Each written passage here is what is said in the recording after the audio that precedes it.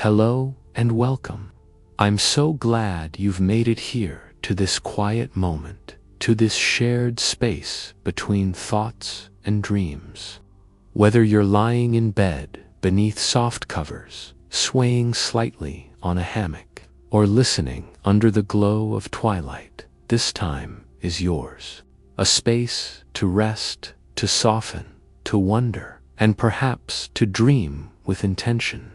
Tonight, we'll take a slow journey into the beginning of sleep. That curious threshold where the world outside fades and another inner world begins to rise.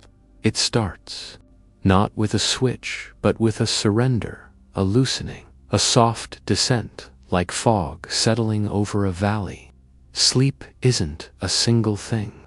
It's a rhythm, a tide waves that carry you deeper and deeper into rest. And as you begin to drift now, I invite you to notice your breath. Let it fall gently like leaves in late autumn. There's nothing to do here. Just listen, just feel, just let go. As the outer world dims, the body knows what to do. Your heart slows like a drum winding down after a long day of music. Your muscles soften, tiny vessels beneath your skin relax. Temperature drops just a little. Even your eyelids, those delicate shutters, grow heavier. Not because they must, but because they can. This is the beginning of the descent. The mind, which has spent the day leaping from thought to thought, begins to quiet like ripples fading across a pond. The chatter grows soft, words dissolve into images. Linear thought gives way to fragments. Memory, color, sensation drift. May not notice the exact moment you fall asleep. No one really does. Sleep arrives like dusk, gradual, natural, unnoticed until it's fully here. But beneath the surface of that stillness, your body and brain are entering a remarkable dance. There are stages to sleep, just as there are chapters in a story. The first is light, a soft falling away. In this stage, your breathing deepens, your muscles twitch occasionally, and the mind begins to let go. It's not quite dreaming yet, more like floating, drifting through the borderlands. Then comes deeper sleep, stages 2 and 3. This is the time of restoration. Brain waves slow like waves on a quiet beach.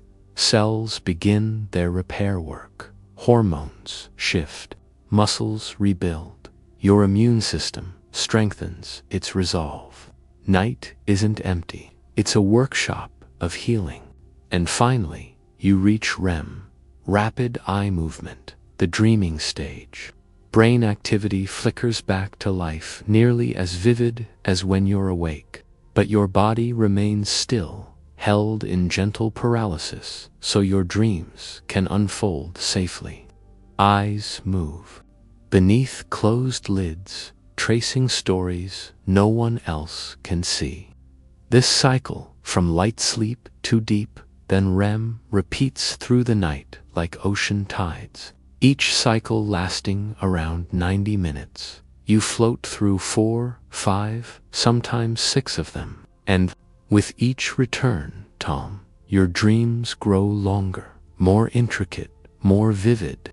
Perhaps tonight, as you listen, you're already slipping through one of these cycles. Perhaps you're between the waking world and the dreaming one, floating softly just above the surface.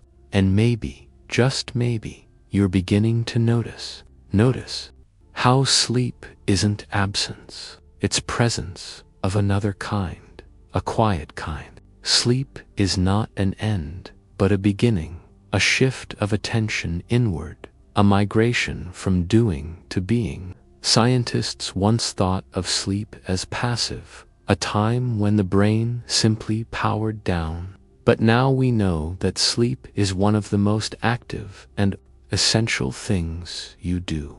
The brain hums, organizes, prunes, builds. While you rest, your mind is gardening its memories, sweeping its floors, tuning its instruments. In fact, your brain clears waste more effectively during sleep than while awake. Using a special network called the glymphatic system is like an internal cleansing stream flushing out the byproducts of thinking, processing, remembering, all while you sleep without any effort on your part. A quiet miracle of biology. And then there's dreaming, that hidden theater of images and emotions, strange logic and sudden turns. We'll explore it soon, but for now, it's enough to know that your brain is preparing the stage, hanging curtains, dimming lights, setting the mood.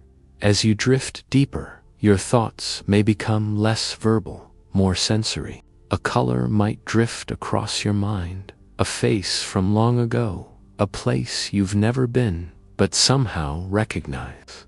These are dream fragments bubbling up as the conscious mind lets go of its grip. Your sense of time begins to stretch, blur, dissolve. 10 minutes can feel like hours in the dreaming mind. That's part of the wonder. Lucid dreams, which we'll explore in the chapters ahead, often begin with this noticing.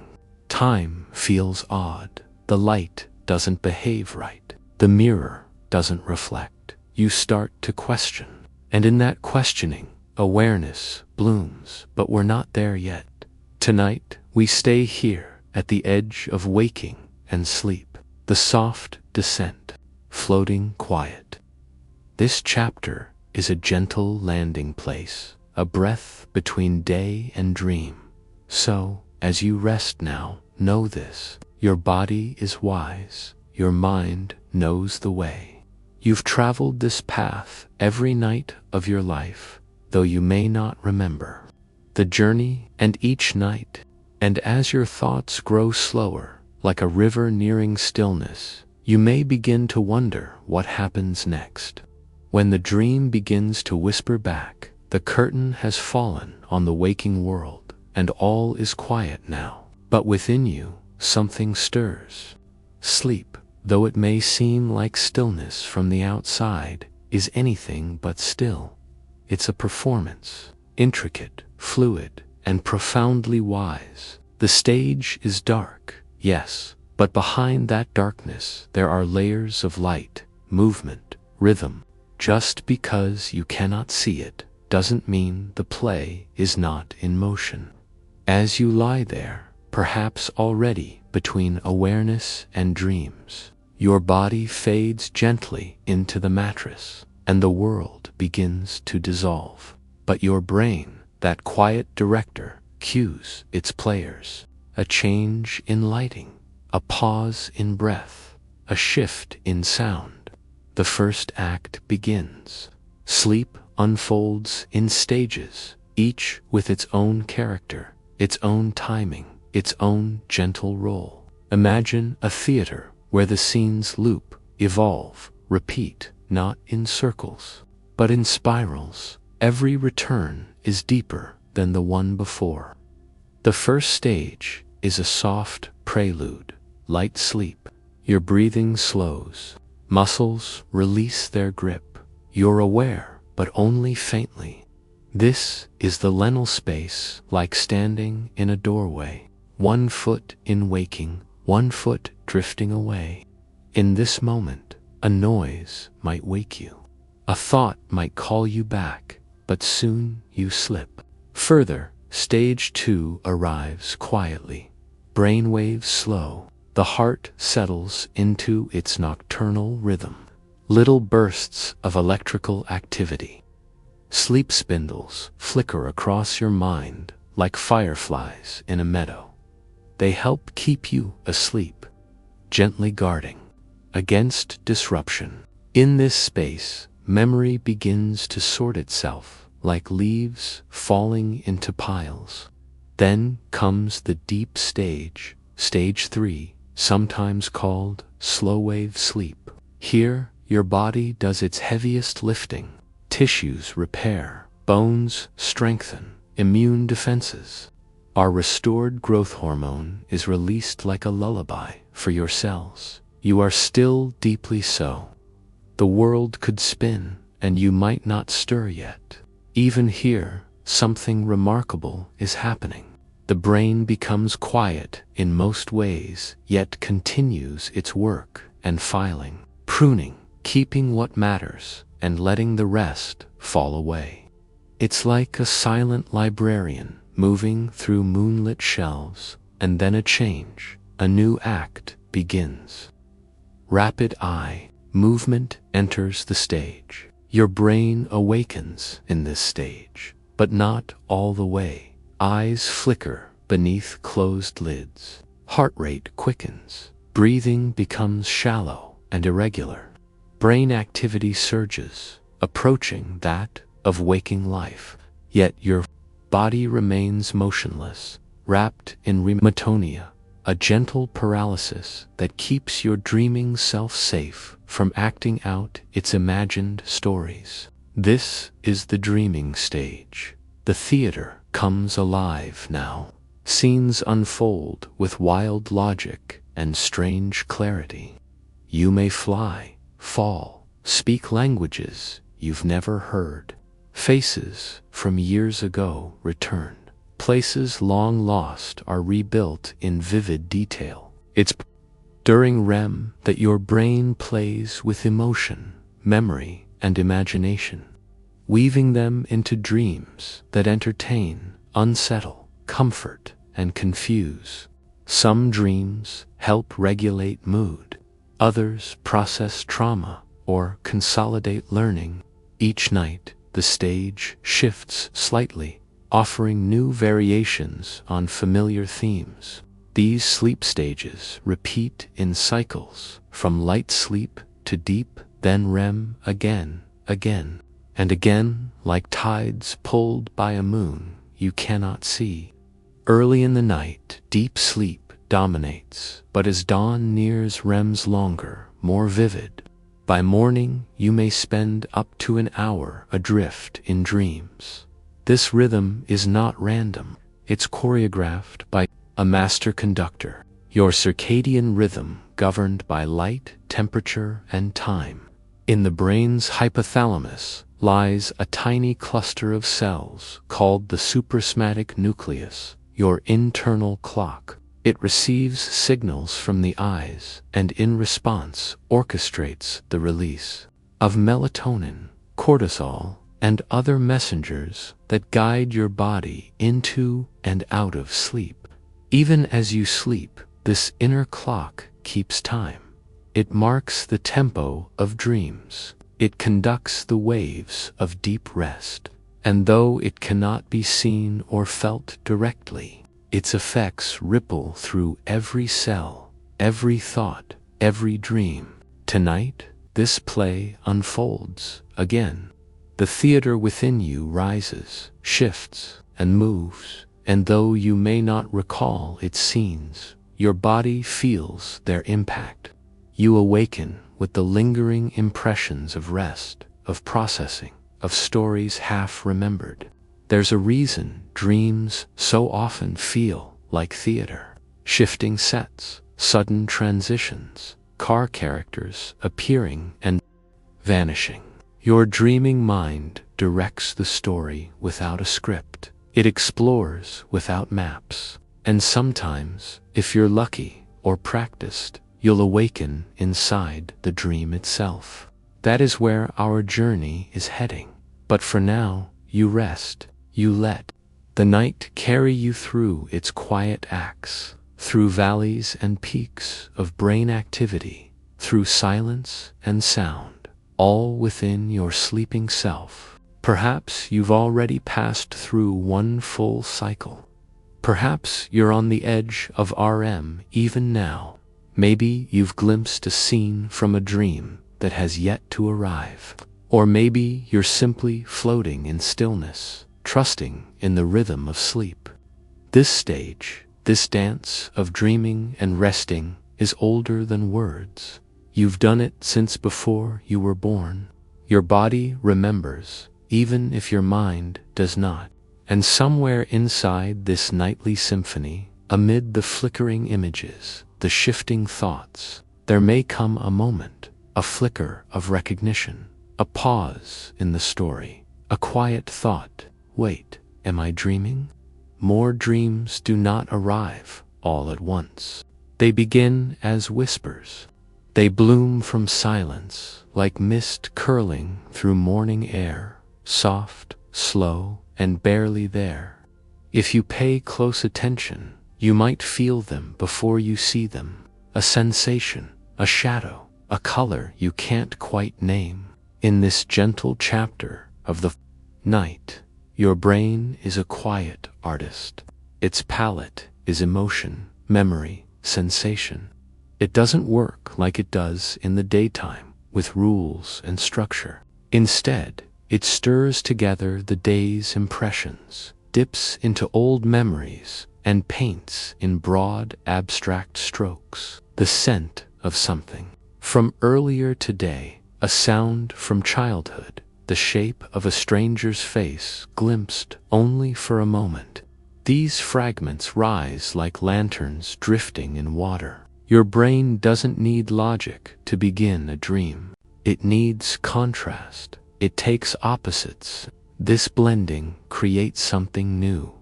Not memory, not imagination, but a dream. In this quiet stage, your thoughts loosen. You may see a staircase that leads into the sky. Dreams have their own language, not words, but stunned symbols. A house might stand in for safety or fear. A bird might mean longing, a train transition. But the meanings are not fixed. The dream reshapes its language every night. It speaks in your dialect, using the poetry of your own life. Often the earliest dreams are like collages, soft flashes, with no clear beginning or end. You might enter a room and find it has no doors. You might see someone you know, but their face is wrong just slightly. These distortions aren't mistakes. They are the way dreams play with your inner landscape. This playful bending of reality is called cognitive. It's one of the most curious traits of dreaming. During waking life, your brain works hard to resolve contradictions, to make sure things make sense. And somehow the impossible feels right. What allows this? Part of the answer lies in the way your brain shifts gears at night. The frontal regions responsible for logic, planning, and critical thinking go quiet. They're not gone, just dimmed like house lights before a performance. In their place, emotional and visual centers light up. The dream moves with feeling, not facts. You may find yourself flying through a city that looks like your childhood, but also like a memory of a book you once read. This fusion is natural in dreams. The brain doesn't draw boundaries the way it does during the day. That means connections form freely between sounds, images, thoughts. And yet, despite the surreal nature of dreams, there is structure. REM sleep has patterns. Each time you enter this stage, the brain follows a rhythm. It builds intensity. The first REM cycle may produce faint, fragmentary dreams. The later cycles in the early morning hours bring longer, richer stories. It's often in these later dreams that a plot appears, a beginning, a middle, an end, a sense of continuity, a story that carries emotion, tension, release. These dreams are not just entertainment. They are reflections of your concerns, your questions, your deep hopes. Some researchers believe dreams serve to simulate reality, to rehearse, to practice, to prepare. Others suggest they allow the brain to process feelings too complex for words. Whatever their function, They arise from the deep workings of your inner life. They are not random. They are you speaking in metaphor. As you drift in and out of sleep now, you may have felt the edge of one of these whispers, a stray image or half-formed scene. Perhaps it faded before you could hold it. That's how dreams often begin, with a flicker, a trace of barely their suggestion. But if you linger gently at the border of waking and sleep, if you allow yourself to notice without chasing, those fragments might begin to grow. They may coalesce into shapes, then movement, then meaning. This is the first door to lucidity, awareness that you are dreaming even as the dream forms. It begins not with control, but with noticing, with presence, with the ability to float softly through the shifting scenes and say to yourself, "Ah, this is a dream," not to change it, not to fix it, just to know. Dreams begin as whispers, and those whispers carry your mind to places it could never visit in daylight.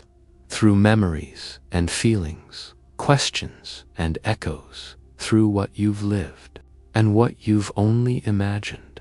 A hallway that wasn't there before, a light that flickers in just the right way, a thought that doesn't quite fit.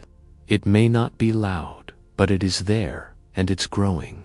You are nearing the moment when awareness can meet the dream, and that moment, that delicate spark, is where lucidity begins to stir.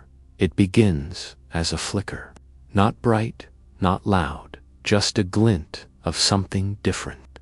The world around you feels whole, vivid, moving, and yet something is just slightly off. A light that casts no shadow, a hallway that loops back on itself. Familiar face in a place they could never be. You feel it first, not with logic, but with intuition. The quiet voice within whispers, "This isn't real. This is a dream." That whisper is the spark, the first moment of lucidity.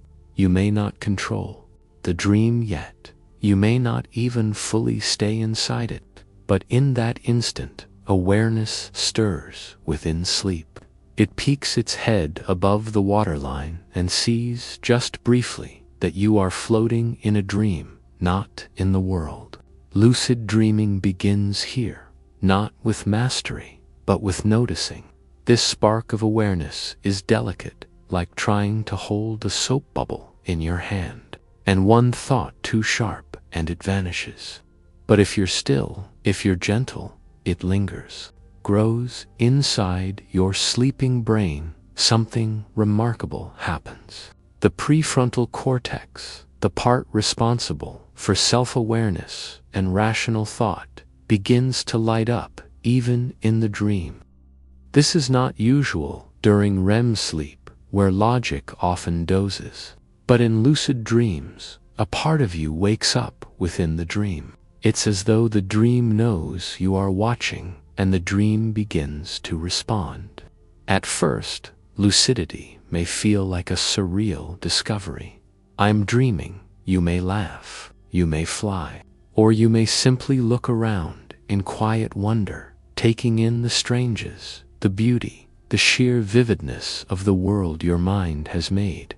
But not all lucidity begins in joy. For some, it starts in fear. A nightmare twists and the mind rebels. Wait, this isn't real. Even fear can give birth to clarity. There are many paths to this spark. Some train for it, setting alarms in the night to catch the moment just before REM returns. Others repeat mantras before sleep.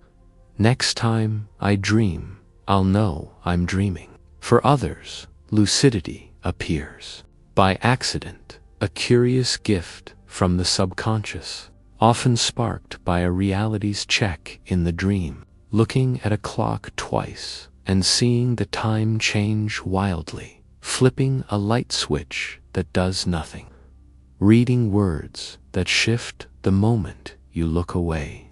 In waking life, the world behaves consistently, but dreams bend.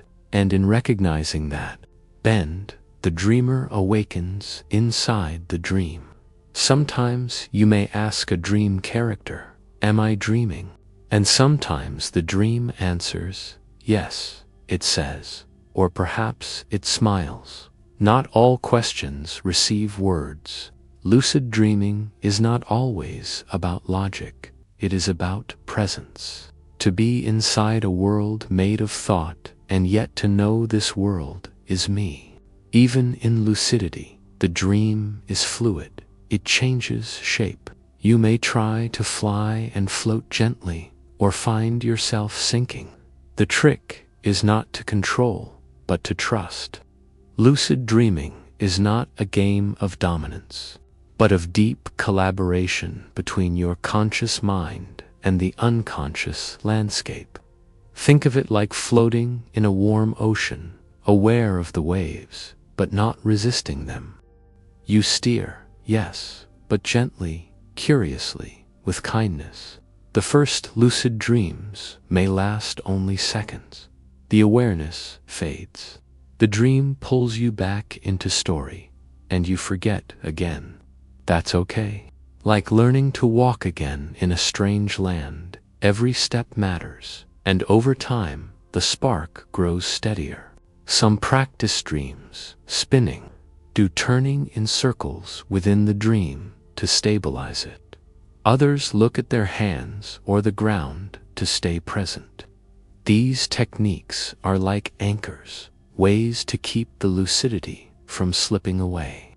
But even when it fades, something remains, a memory, a shift in your sense of what is possible, a sense of awe that you can be awake within sleep.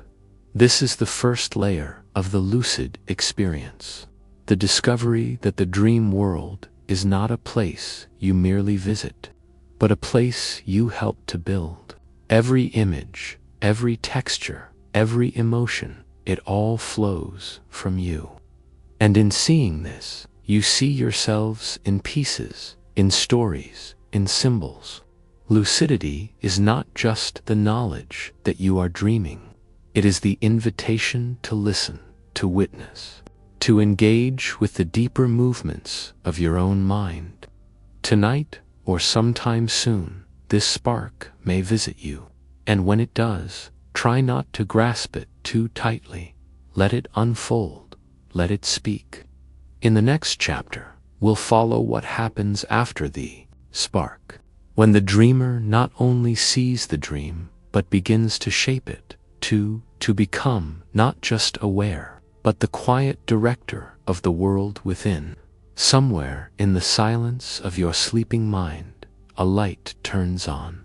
Not a floodlight, no, more like a candle in a vast cathedral. Soft, steady, persistent. This is the light of awareness returning, but not to the world outside, to the world within. In most dreams, your mind is a quiet observer, flowing along with the story, as if watching a movie you didn't write. But in a lucid dream, that changes. You don't just see the dream, you know that you are dreaming. That knowing that spark of self-awareness is no small thing. To your brain, it is a shift in circuitry, a rekindling of connection, a brightening of regions that are gone dim. Lucid dreaming brings a unique blend of sleep and wakefulness. Most of your body remains in REM sleep, a deeply still in protective paralysis. But your brain, it begins to bridge the gap between dreaming and waking. Functional MRI studies have shown something remarkable. When a person becomes lucid in a dream, specific parts of the brain reactivate, most notably the prefrontal cortex. The seat of logic, planning, decisioning, begins to flicker back to life. This area, so active during waking life, usually rests in REM sleep. That's why ordinary dreams often feel strange but unquestioned. But when the prefrontal cortex lights up, something changes. Metacognition returns. You're no longer inside the dream blindly. You're aware that it is a dream, like lighting a lamp. In a fog-filled room, the space becomes just clear enough to navigate. You see your surroundings with new eyes, not because the dream changed, but because you did. Other brain regions also stir: the parietal lobes, which help with spatial awareness and the sense of self; the temporal lobes, where memory and emotion mingle; and even the anterior cingulate cortex, a place linked to focus and conflict resolution. It's as if your brain, sensing the lucidity, begins to synchronize itself. Waking and dreaming meet halfway. You become both the dreamer and the dreamer who knows. This hybrid state, not fully awake, not fully asleep, is delicate, like standing on the edge of a mirror, seeing both sides at once. And perhaps that's why lucid dreams feel so vibrant. Colors shimmer, textures pulse with meaning. Time becomes elastic. Your brain, halfway between two worlds, enhances the dream with heightened awareness, while still allowing the freedom of the imagination. In this liminal space, perception is deeply personal. You're not just seeing, you're feeling the shape of thought. You may look at the sky and feel not only its color, but its emotional weight. You may hear a voice and know it's not speaking words, but memories. Lucid dreaming doesn't just illuminate parts of the brain, it transforms how they interact. During REM, the limbic system, the emotional core of the brain, is highly active. That's why dreams often surge with feeling. But in lucidity, the balance shifts. Emotion meets insight. Feeling meets reflection. It's not uncommon in lucid dreams to revisit difficult emotions in a new light, to walk calmly through a fear, to fly instead of fall, to face a shadow and see it differently. Some psychologists believe this is part of what makes lucid dreaming therapeutic. It allows for emotional rehearsal, a chance to safely process, resolve, or explore feelings that might overwhelm us in waking life. But lucidity is not just emotional, it's also deeply creative. Artists, inventors, writers, many have drawn from lucid dreams, because in this space, imagination is unbound yet directed. You can shape landscapes, sculpt characters, shift perspective, all within the vast sandbox of your own mind. And all the while, your body sleeps, heart beating softly, muscles relaxed, eyes fluttering behind closed lids. Outwardly, nothing has changed. Inwardly, a private revolution. And it all begins with that small light, the neural nightlight that flickers on as you become aware inside the dream. But like any flame, it can fade. Lucidity is a practice. The more you notice it, the longer it stays. The more curious you become. The more your brain learns how to hold the state, not with effort, but with attention, with presence.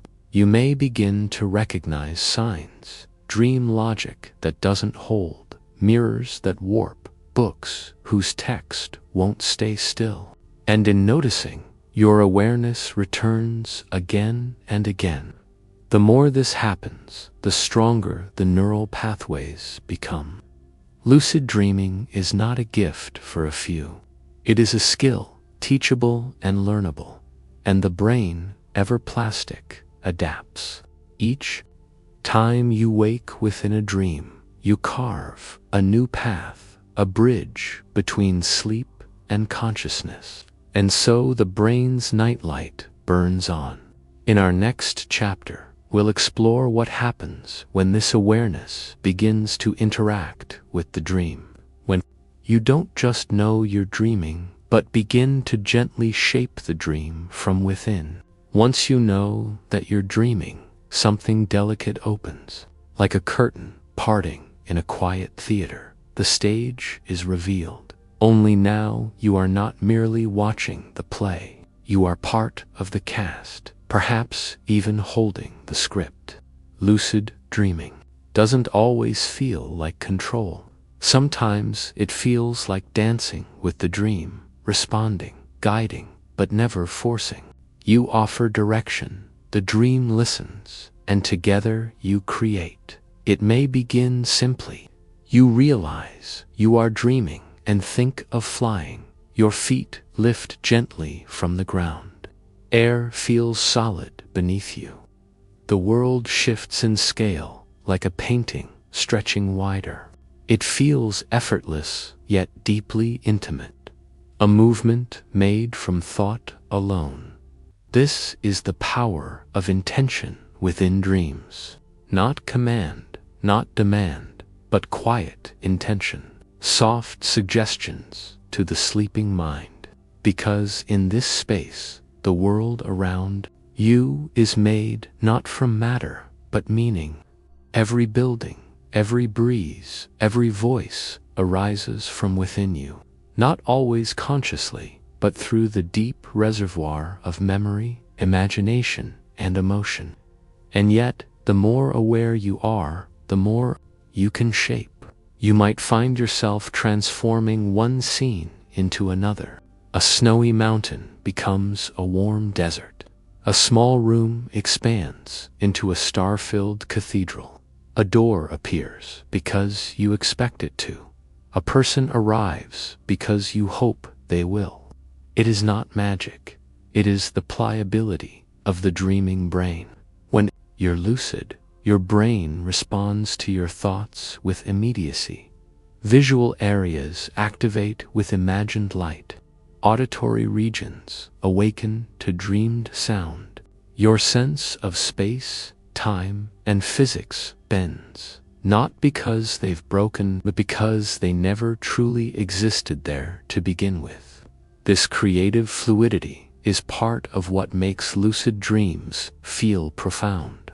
You experience yourself not just as a passenger of consciousness, but as a maker, a director, gently sculpting reality. Still, this control is never absolute. You may wish to fly and instead fall. You may try to summon someone and only hear echoes. You may speak and find the dream drifting away like fog. And that's okay, because control in a lucid dream is not about mastery. It is about relationship between you and your deeper mind.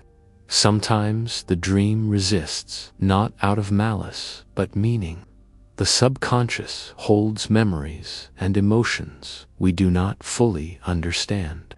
It brings them forward, not always as we ask, but as they are ready to be seen. So part of dream directing is learning to listen, to feel, when to shape, and when to surrender. Some lucid dreamers discover a kind of dialogue within the dream, a way of asking questions, of receiving answers, not in words, but in imagery. You may ask, "What am I afraid of?" And the dream might offer a locked door. You may ask, "Where am I going?" And the dream may show a winding path disappearing into a golden fog. This symbolic language is how your deeper self speaks, abstract, emotional, intuitive. In waking life, we often substance this voice with reason, distraction, noise, but in dreams, it rises, and in lucidity, you can meet it with open eyes. This is not only powerful, it is healing. Many use lucid dreams to revisit unresolved emotions, to return to places of loss or longing, to rehearse courage in places of fear. It doesn't always unfold clearly, but the intention itself opens something, a space where the dream becomes not just a story, but a sanctuary. And the more often you enter this space, the more skilled you become in navigating it. You learn to ground the dream, to stabilize it by touching your hands together, looking at the floor, spinning gently. These rituals, dream techniques, work not because they change the dream, but because they focus the mind. They keep you present in the swirl of imagination, because even in lucidity, it's easy to forget. A sudden thrill might wake you. A stray thought might pull you back to waking. The dream might shift too fast and you lose the thread. But again, that's okay. Every lucid moment is a practice in awareness. Every return is a deepening. It is not in flying or summoning or controlling. It is in witnessing yourself as both creator and explorer. The dream responds to your beliefs. If you expect fear, it may appear. If you expect wonder, the world may open. Conquest, to ask, not force. To shape softly and see what shapes in return. Because at the heart of lucid dreaming is not power, but relationship. Between your conscious self, your dreaming mind, and the vast creative space in between. And as you rest now, or as you drift into your own dream world tonight, you might feel that quiet potential stirring. The awareness not only that you are dreaming, but that the dream might in turn be listening back. In the next chapter, we'll dive deeper into the dream's inner wiring, into the pathways and patterns that carry memory, emotion, and thought through the quiet circuits of your sleeping brain. Even in the deepest stillness, something inside you is alive with electricity. As your body lies at rest, quiet and unmoving, your brain hums with the silent song. It is not the frantic chatter of the day, but something softer, more intricate, a hum beneath the surface. Imagine your brain now as a vast switchboard, not made of wires and buttons, but of glowing pathways, billions of neurons reaching toward each other, passing tiny sparks across the darkness. Different chambers of the mind. They reorganize, shift, whisper in patterns, too quiet for the waking mind to notice. And in that rearrangement, dreams are born. Electrical activity surges through areas involved in memory, emotion, and perception. But not all regions behave the same way. The visual cortex at the back of your brain lights up as if your eyes are open. Even though the room around you is dark and your eyelids closed, you see not with the eye, but with the mind's lens. Scenes unfold, landscapes bloom, faces return. A private cinema glowing on the inside of your skull. The amygdala, your emotional center, pulses with feeling, fear, wonder, longing, all more intense than they might feel by day. This is why dreams can feel so vivid even when they make no sense. Because they are not built on logic, and they are built on meaning. Meanwhile, the hippocampus, keeper of memory, offers fragments, a smell from childhood, a hallway from last week. They drift upward into your dream, not as themselves, but as puzzle pieces rearranged. The brain does not store memories like books on a shelf. It stores connections, webs of association, feelings, contexts.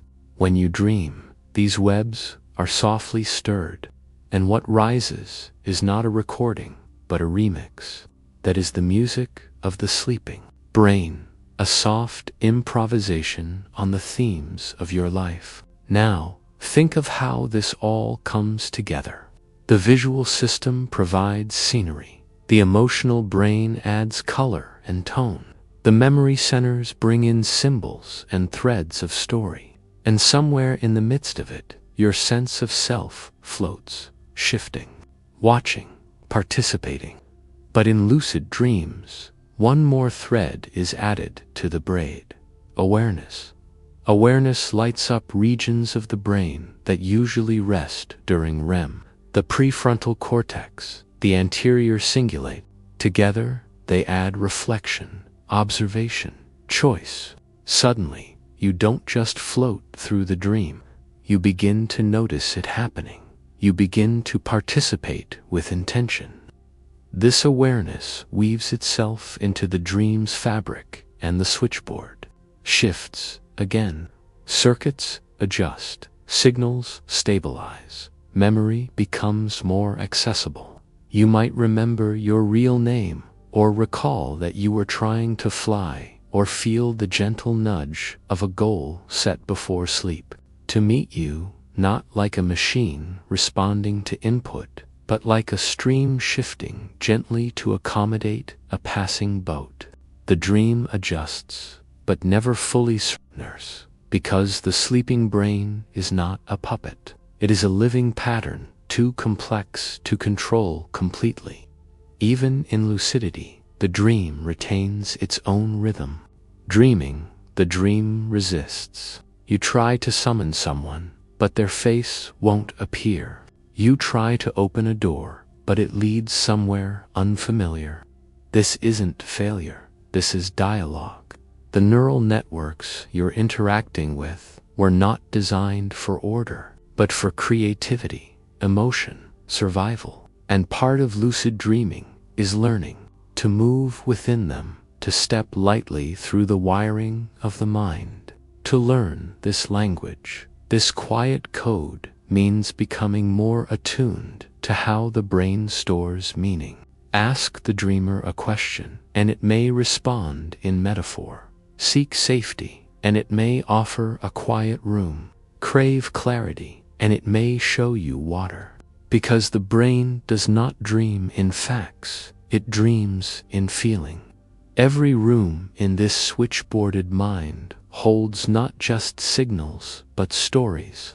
And as you sleep, these stories are rehearsed not just for pleasure, not just for mystery, but for learning, for healing, for integration, solving. It softens the hard edges of the day.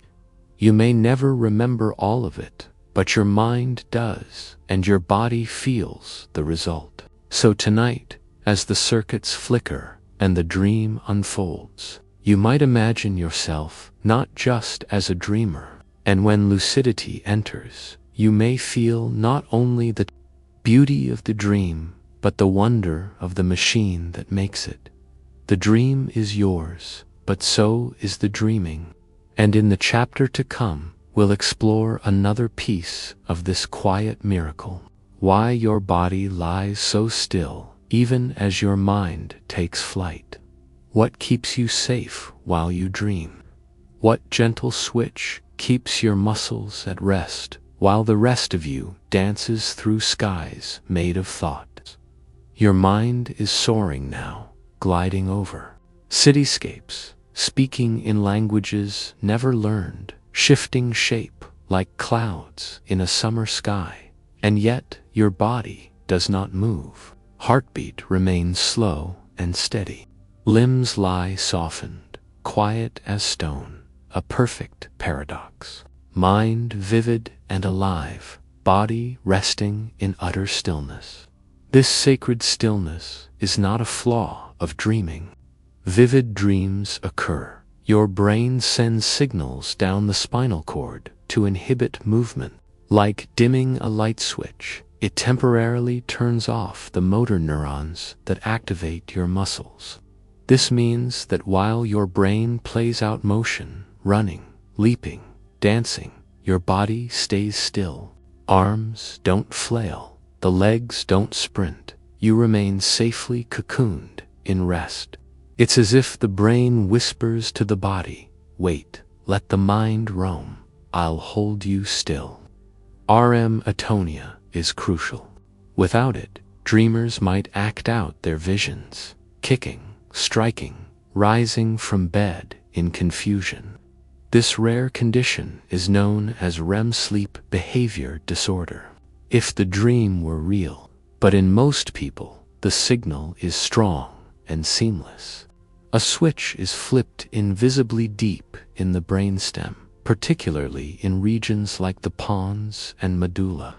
These structures, ancient and small, sit near the base of the brain.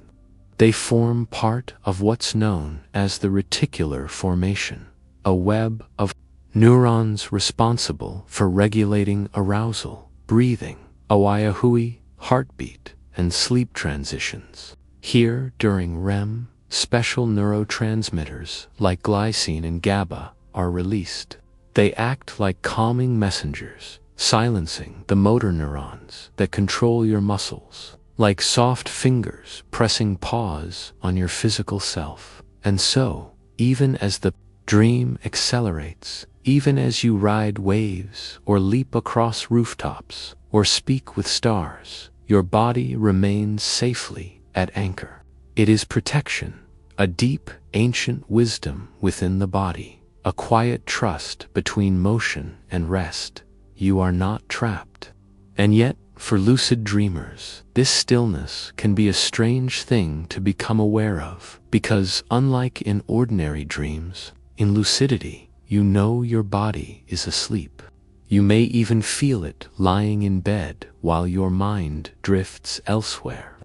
This dual awareness of movement within the dream and stillness in the physical world can be both beautiful and disorienting.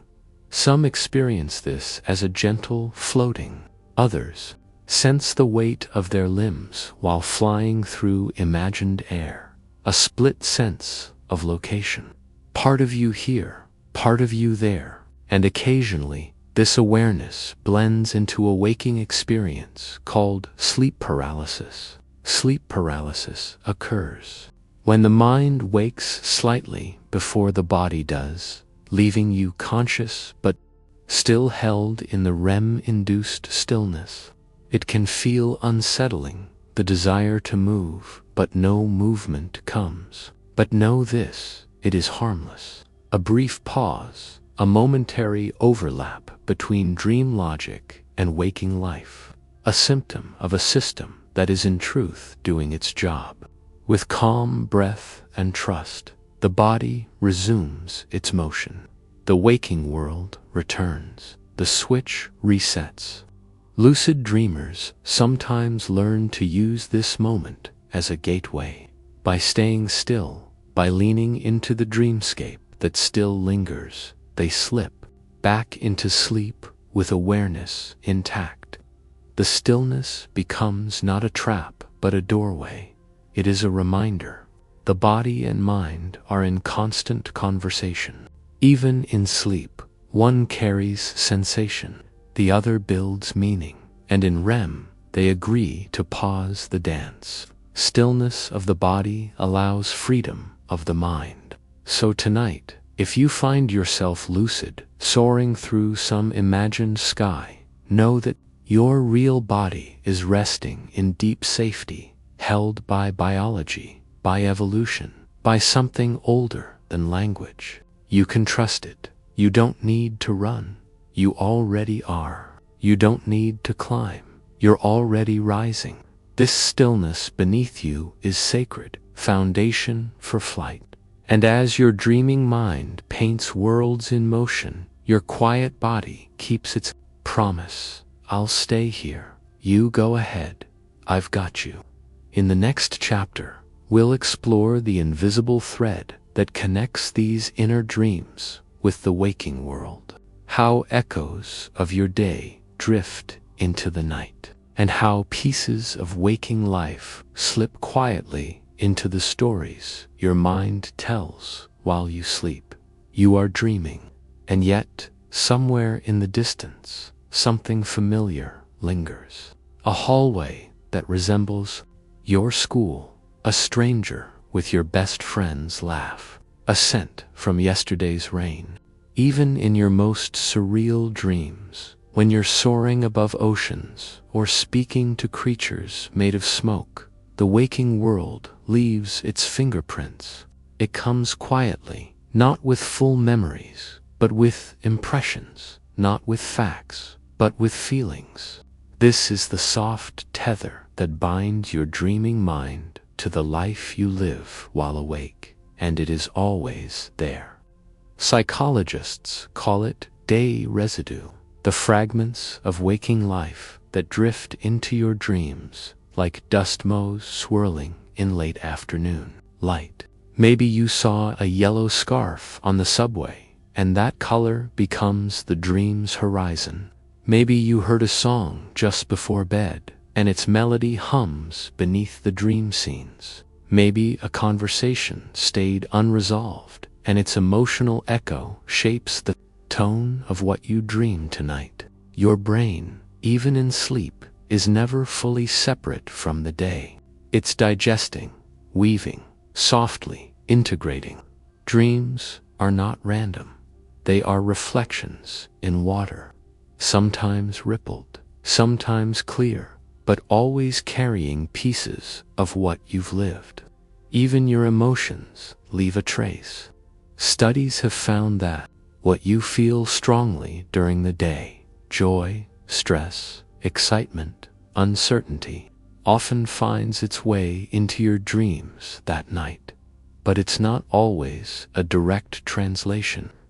You may feel anxiety in the dream, but it takes the shape of being lost in a shifting forest. You may feel hope, and the dream gives you wings. Dreams translate emotion into metaphor, and your dreaming mind is a gifted poet. As you sleep, the brain sifts through experiences. It files memories, trims unused details, strengthens neural connections, and sometimes it replays parts of your day, not to repeat them, but to reinterpret them. This is why a casual moment, a smile, a glance, a question can bloom into an entire dream. Your mind doesn't always care what's important. It cares what was felt. This emotional filtering is part of the brain's night work, and dreams are how it speaks to you about what you may not yet understand.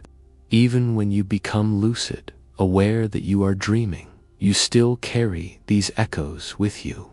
You may ask, why am I dreaming of this street? Why did this person appear? Why does this place feel like both my home and somewhere I've never been? The answers may not come in words, but the presence of these symbols is itself a kind of knowing. They are the threads of waking woven into sleep, and in lucid dreams, you have the rare chance to trace them. You might choose to turn toward these elements, to ask the dream what it means, to explore the places your subconscious has recreated, to see gently what waking life you've carried with you into the night. Some dreamers revisit real locations, not perfectly remembered, but dreamlike versions. Homes no longer lived in, cities never fully explored. A street from childhood that has shifted in shape but not in meaning. These places are anchors. They remind the dreaming mind who you are, what you've seen, what you felt. And sometimes they help stabilize lucidity, because when you recognize something, really recognize it, you become more present, more aware, more in the dream. It's also possible to plant these anchors intentionally before sleep. You can set a gentle intention. I will notice something from today in my dream. I will remember the red door, the sound of the fountain, the warmth of that moment. These planted details may reappear, and in recognizing them, your lucidity may bloom. This process deepens with practice. Over time, your brain becomes more fluent in this inner language. Your dreams become more vivid. Their connection to waking life grows stronger. And this connection moves both ways. Just as waking life influences your dreams, lucid dreaming can begin to influence your days. You wake up carrying the feeling of flying, and your body feels lighter. You return from a dream conversation and understand something you hadn't seen clearly before. You notice patterns between dreams and moods and begin to learn your own emotional rhythm more intimately. Lucid dreaming is not an escape. It is a mirror, sometimes soft, sometimes strange, always shaped by the life you live when the sun is up. And so each night the curtain falls, but the story never truly breaks. Your dreams are not other. They are you folded into metaphor, seen through a veil. You carry them and they carry you. As the dream begins to shift again, as the landscape opens, and new scenes unfold, you may begin to feel a quiet sense of continuity. That what you felt today is still speaking, that the waking world hasn't been left behind. It's just been reshaped like clay in soft hands. And in our next chapter, we'll turn to this reshaping more closely, to the strange, symbolic language of the dreaming mind and how your brain tells stories, not with words, but with images born of memory, emotion, and imagination. You are walking through a forest, but the trees are made of glass. A door appears in the ground, glowing faintly. You open it, and the sky pours through.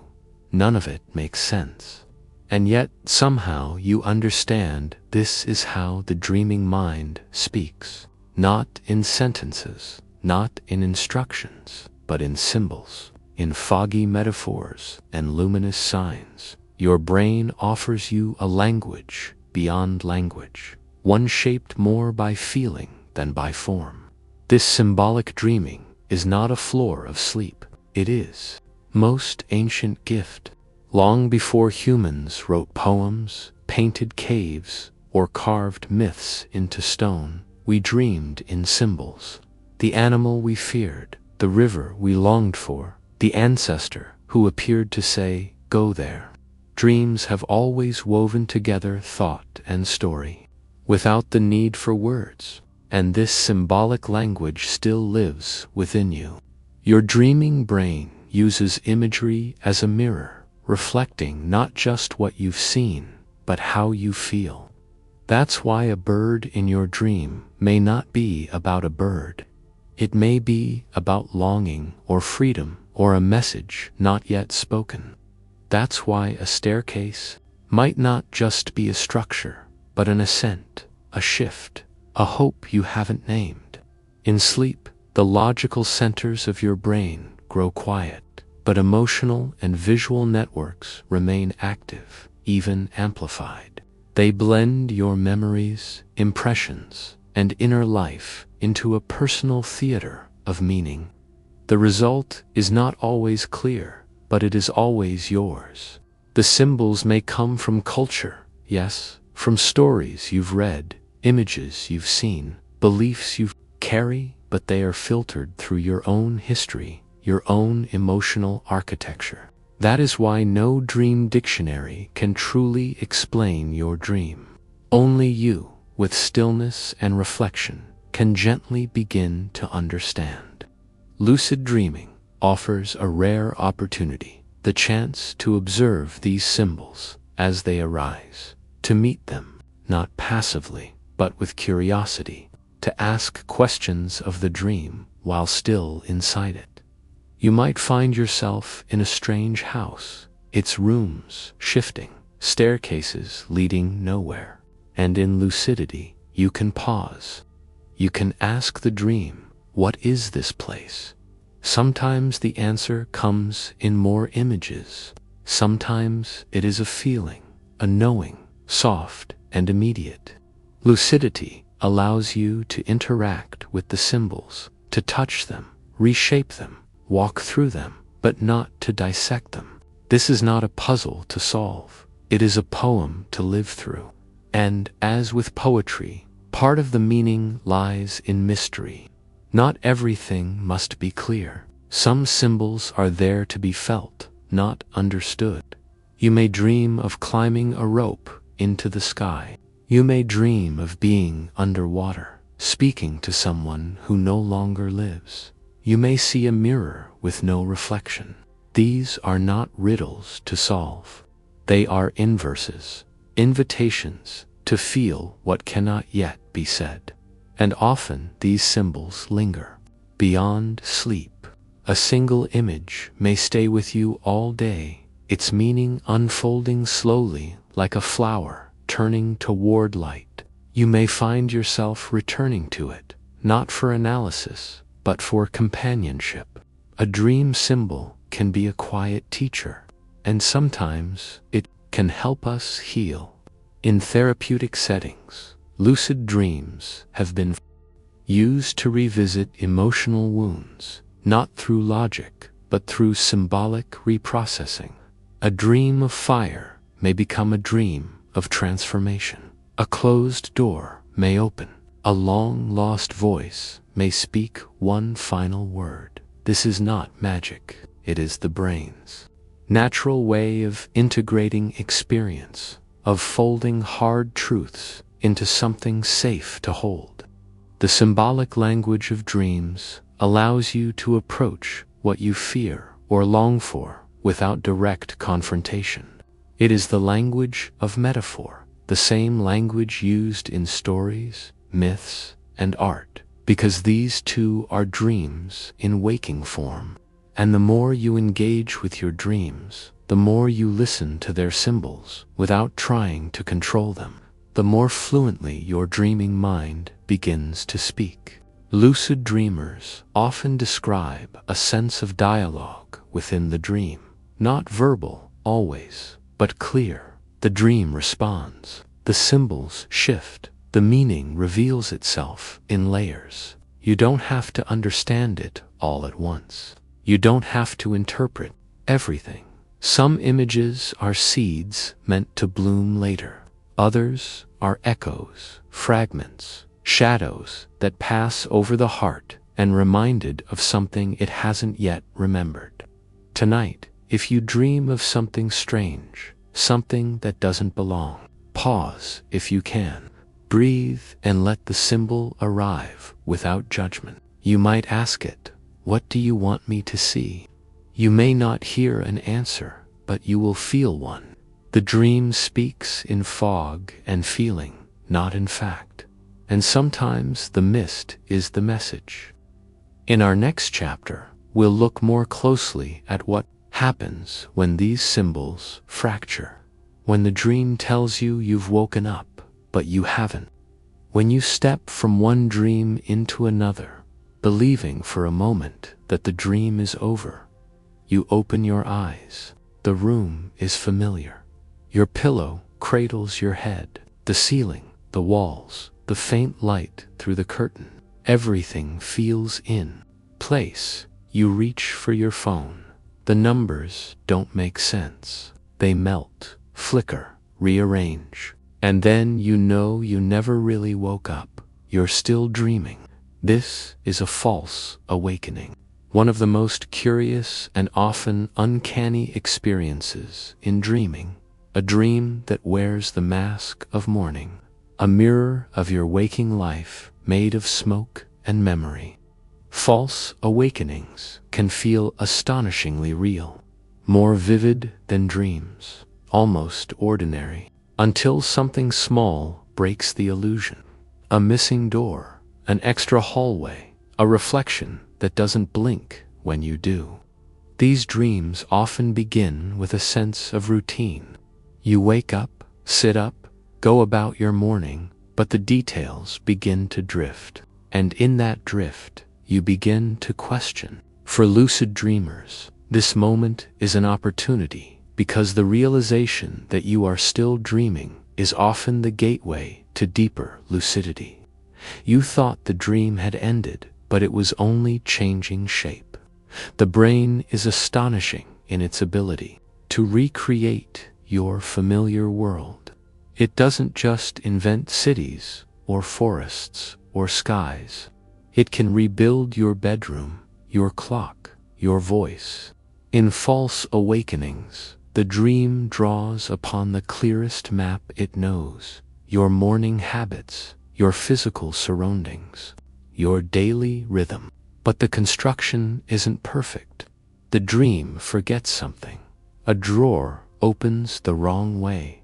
Gravity feels too light. Your fingers blur at the edges. These subtle breaks are your clues. And when you see them, awareness slips in. You begin to recognize the dream not by its strangeness, but by its almost perfect imitation. Some dreamers experience chains of false awakenings, one after another.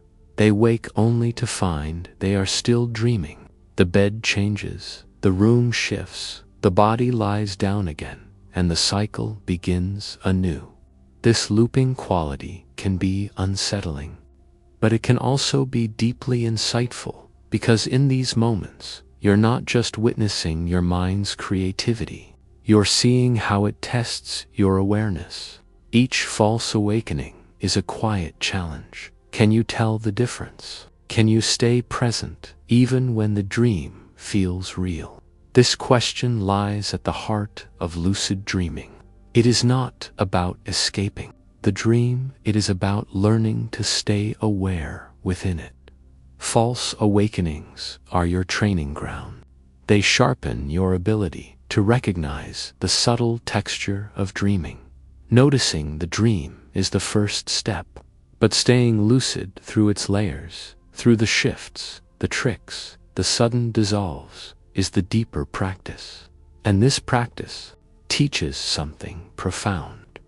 Reality, even waking reality, is partly interpretation. What we believe to be real is filtered through memory, expectation, sensation. Even when we are awake, we are dreaming a little. Lucid dreaming teaches us to look more closely, to ask, is this real? Not with suspicion, but with curiosity. You can practice this in waking life, too. Throughout your day, gently ask yourself, am I dreaming? Look at a clock. Look away. Look back. Does the time change? Or read a sentence twice. Does it stay the same?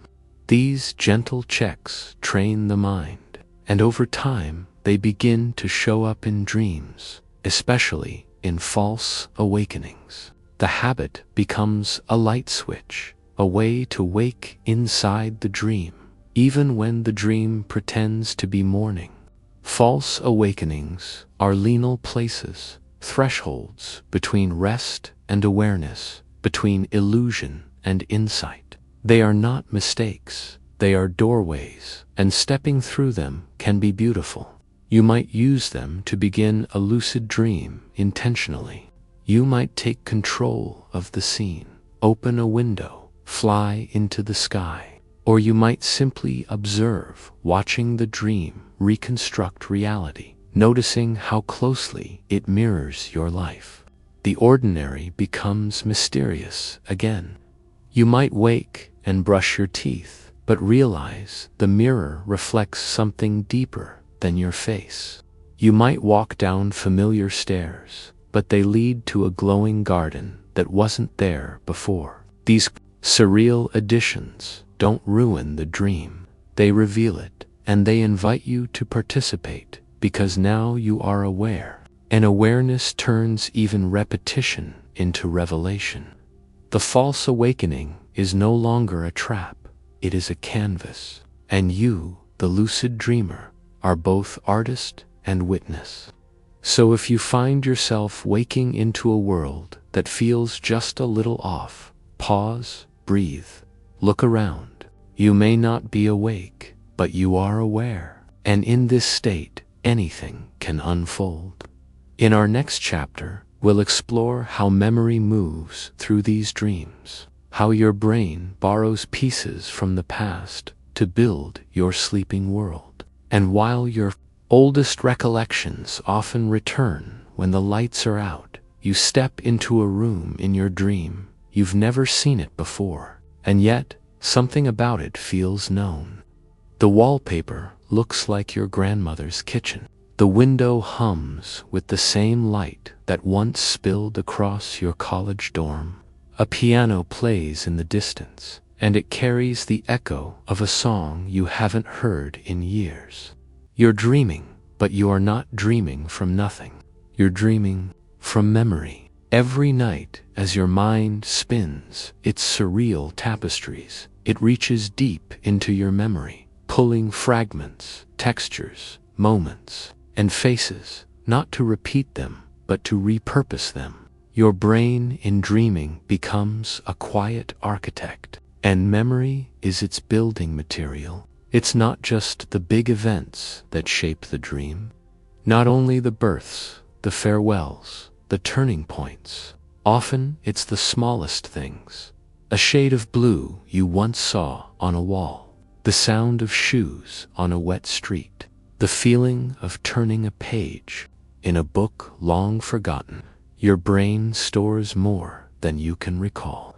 During sleep, especially during REM sleep, the hippocampus, your brain's memory librarian, becomes subtly active. It doesn't wake fully, but it offers up its catalog. Not in neat chronological rows, but in threads, soft, tangled ribbons of sense and scene. This process isn't about perfect memory. It's about emotional weight. Your dreams choose what to include, based on what matters to you now, even if you don't know it. That's why you might dream of someone you haven't seen in a decade, just because their name was mentioned in passing that day. That's why a childhood tree might reappear when you're facing a new decision. Dreams speak the language of association, and memory is the dictionary. Lucid dreamers often become more aware of these memory fragments. You may walk through a dream and recognize it. This is my old neighborhood, but not quite. This person has my friend's face, but they speak like my father. Your brain blends memory like an artist mixing paint. 1 part truth, 2 parts feeling, and something imagined to tie it all together.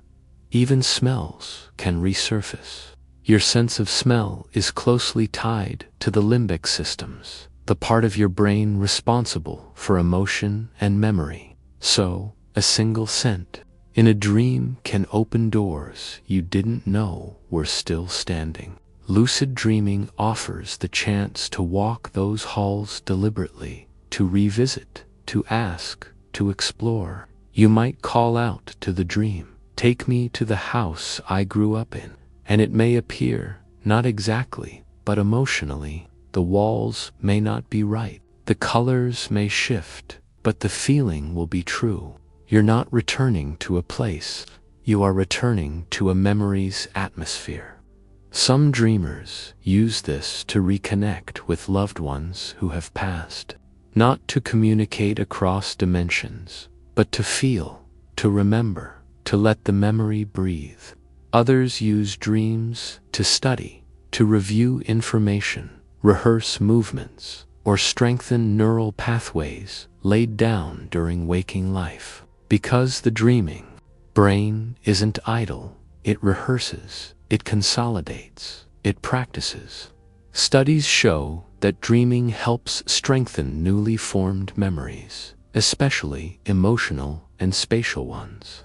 It's part of what makes sleep so essential for learning, and lucid dreaming offers a deeper layer. The chance to revisit a memory while aware, to rewalk a path, to rehear a voice, to hold for a moment what waking time has let go. But memory in dreams is never static. The brain does not play it back like a recording. It reconstructs, and sometimes it does so inaccurately. This isn't failure, it's freedom, because your dreaming mind isn't trying to recall, it's trying to understand. It's sorting through the storage room, deciding what to keep, what to soften, what to weave into the story of now. This is why in dreams you may finally say what you couldn't say in real life. You may forgive someone, you may forgive yourself, because the memory is flexible. And in dreaming, it becomes a space for growth. A lucid dream is not just a mirror. It can be a sandbox, a theater, a field where old memories are gently tended. Sometimes a scene will appear again and again, not to torment you, but to ask for your attention, not to fix the past, but to carry its weight a little differently. This is the deeper purpose of memory and dreams, not to look back, but to look in, to trace the lines of who you've been, so you might understand who you are becoming. So tonight, if your dream brings you an old room, a voice you thought you'd forgotten, a face from long ago, welcome it. You don't need to interpret it. Just notice. Memory is not just what you carry. It is what carries you. And as your sleeping brain continues its quiet weaving, you may begin to wonder what happens when you wake and try to hold these dreams in your hand. In the next chapter, we'll explore this delicate bridge, how to bring your dreams into daylight. The dream fades, not all at once, but like mist slipping through branches, like a melody you can almost hum but not quite name. You open your eyes, the world is back. The ceiling, the weight of blankets, the shape of morning. But something else was just here. A feeling, a place, a voice. You try to hold on, but the details are already dissolving. This is the quiet ache of waking, that the dream so vivid only moments ago evaporates as if it were never there. But it was, and with patience, with softness, you can learn to carry some of it with you. Dream recall is not about force. It is not a test of memory or effort. It is a practice of attention, a quiet listening timed just right. When you wake, especially from REM sleep, your brain is in a fragile state of transition. The dream is still fresh, but the waking mind rushes in, ready to catalog, prepare, name the day. To remember dreams, you must pause at the edge, linger, stay in the stillness between sleep and waking. Don't move just yet. Let the shape of the dream settle on you like dust on water. Ask yourself softly, where was I? What was I feeling? Who was there? Don't chase the answers, let them come. Sometimes it begins with an image, a color, a fragment of dialogue. Write it down. Even a single word can open the gate. Even a vague outline can bring the dream back into view. This is why many lucid dreamers keep a dream journal, a notebook beside the bed, a place where nothing needs to make sense, only to be captured. Don't worry about grammar, clarity, or coherence. Write what you remember as you remember it. The hallway was endless. Someone with 3 faces told me to listen. There were birds made of rain. These are not riddles to solve. They are footprints, and over time, they form patterns. As you build the habit of recording dreams, you begin to notice recurring themes, settings, people, emotions that visit you again and again. These patterns are more than memory. They are signals, clues from your deeper mind, and the more you honor them, the more your mind offers in return. Dream journaling tells your brain this matters, and the brain responds. Dream recall improves. Lucidity increases. You begin to meet your dreams with presence, both in sleep and upon waking. Some dreamers include drawings, symbols, even single colors or gestures that stood out. These are valid. Dreams are not linear stories. They are experiences, impressions. Sometimes what you remember is not a scene, but a feeling. A dream might leave you with a lingering sense of peace or unease or wonder. Record that, too. Feelings are the anchor that hold dreams close to shore. There are other gentle techniques you can try. Before sleep, set an intention, not a command, but a whisper. Tonight, I will remember my dream. Say it slowly, like a lullaby. Feel it as a wish, not a task. This simple practice, called dream incubation, primes your awareness. It plants a seed. And in the morning, when you first stir, return to that wish. Let the mind reach back, not far, just gently behind you. Often the dream is waiting there, still warm, still whole. If you wake in the middle of the night, resist the urge to shift immediately. Instead, ask, where have I just been? You might catch a fleeting dream fragment, and by noting it then, you make space for more recall later. Some even speak their dreams aloud into voice memos in the dark, capturing what slips away too quickly to write. Others keep a soft pen light beside the bed so they don't fully wake while jotting down the memory. Choose what feels gentle, what supports your rest. Because dream recall is not about productivity, it is about connection. Connection to the part of you that speaks in symbols, that travels without maps, that feels, remembers, explores in the dark. Lucid dreaming begins long before the dream and continues long after it ends. It is not just about controlling dreams, but welcoming them. The act of remembering is sacred. It tells the dream world, I am listening. And in return, the dreams may grow richer, more vivid, more responsive. The border between sleep and waking softens, and you find yourself crossing it with greater grace. You begin to live with a deeper awareness of the stories unfolding behind your eyes each night. And perhaps you begin to recognize that the dream is never entirely gone, that it echoes in the rhythm of your day, that it waits behind the next pause, the next breath.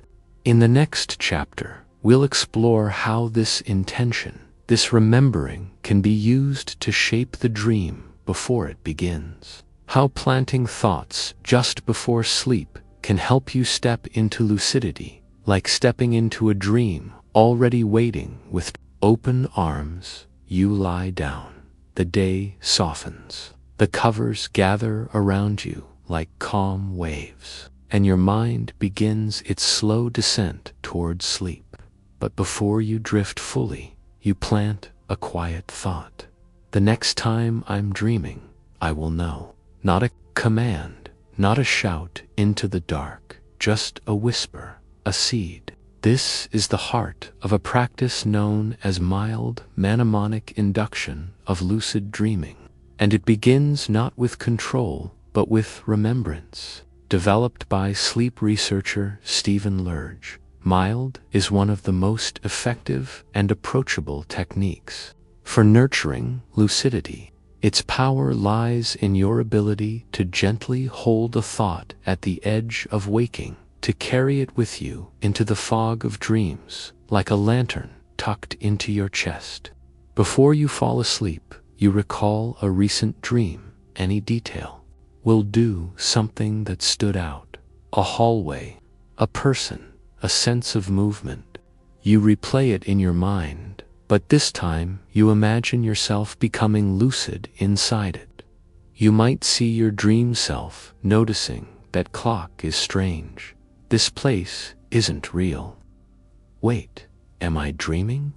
And then, in your visualization, you answer. This imagined moment of lucidity trains your brain to recognize it when it happens again.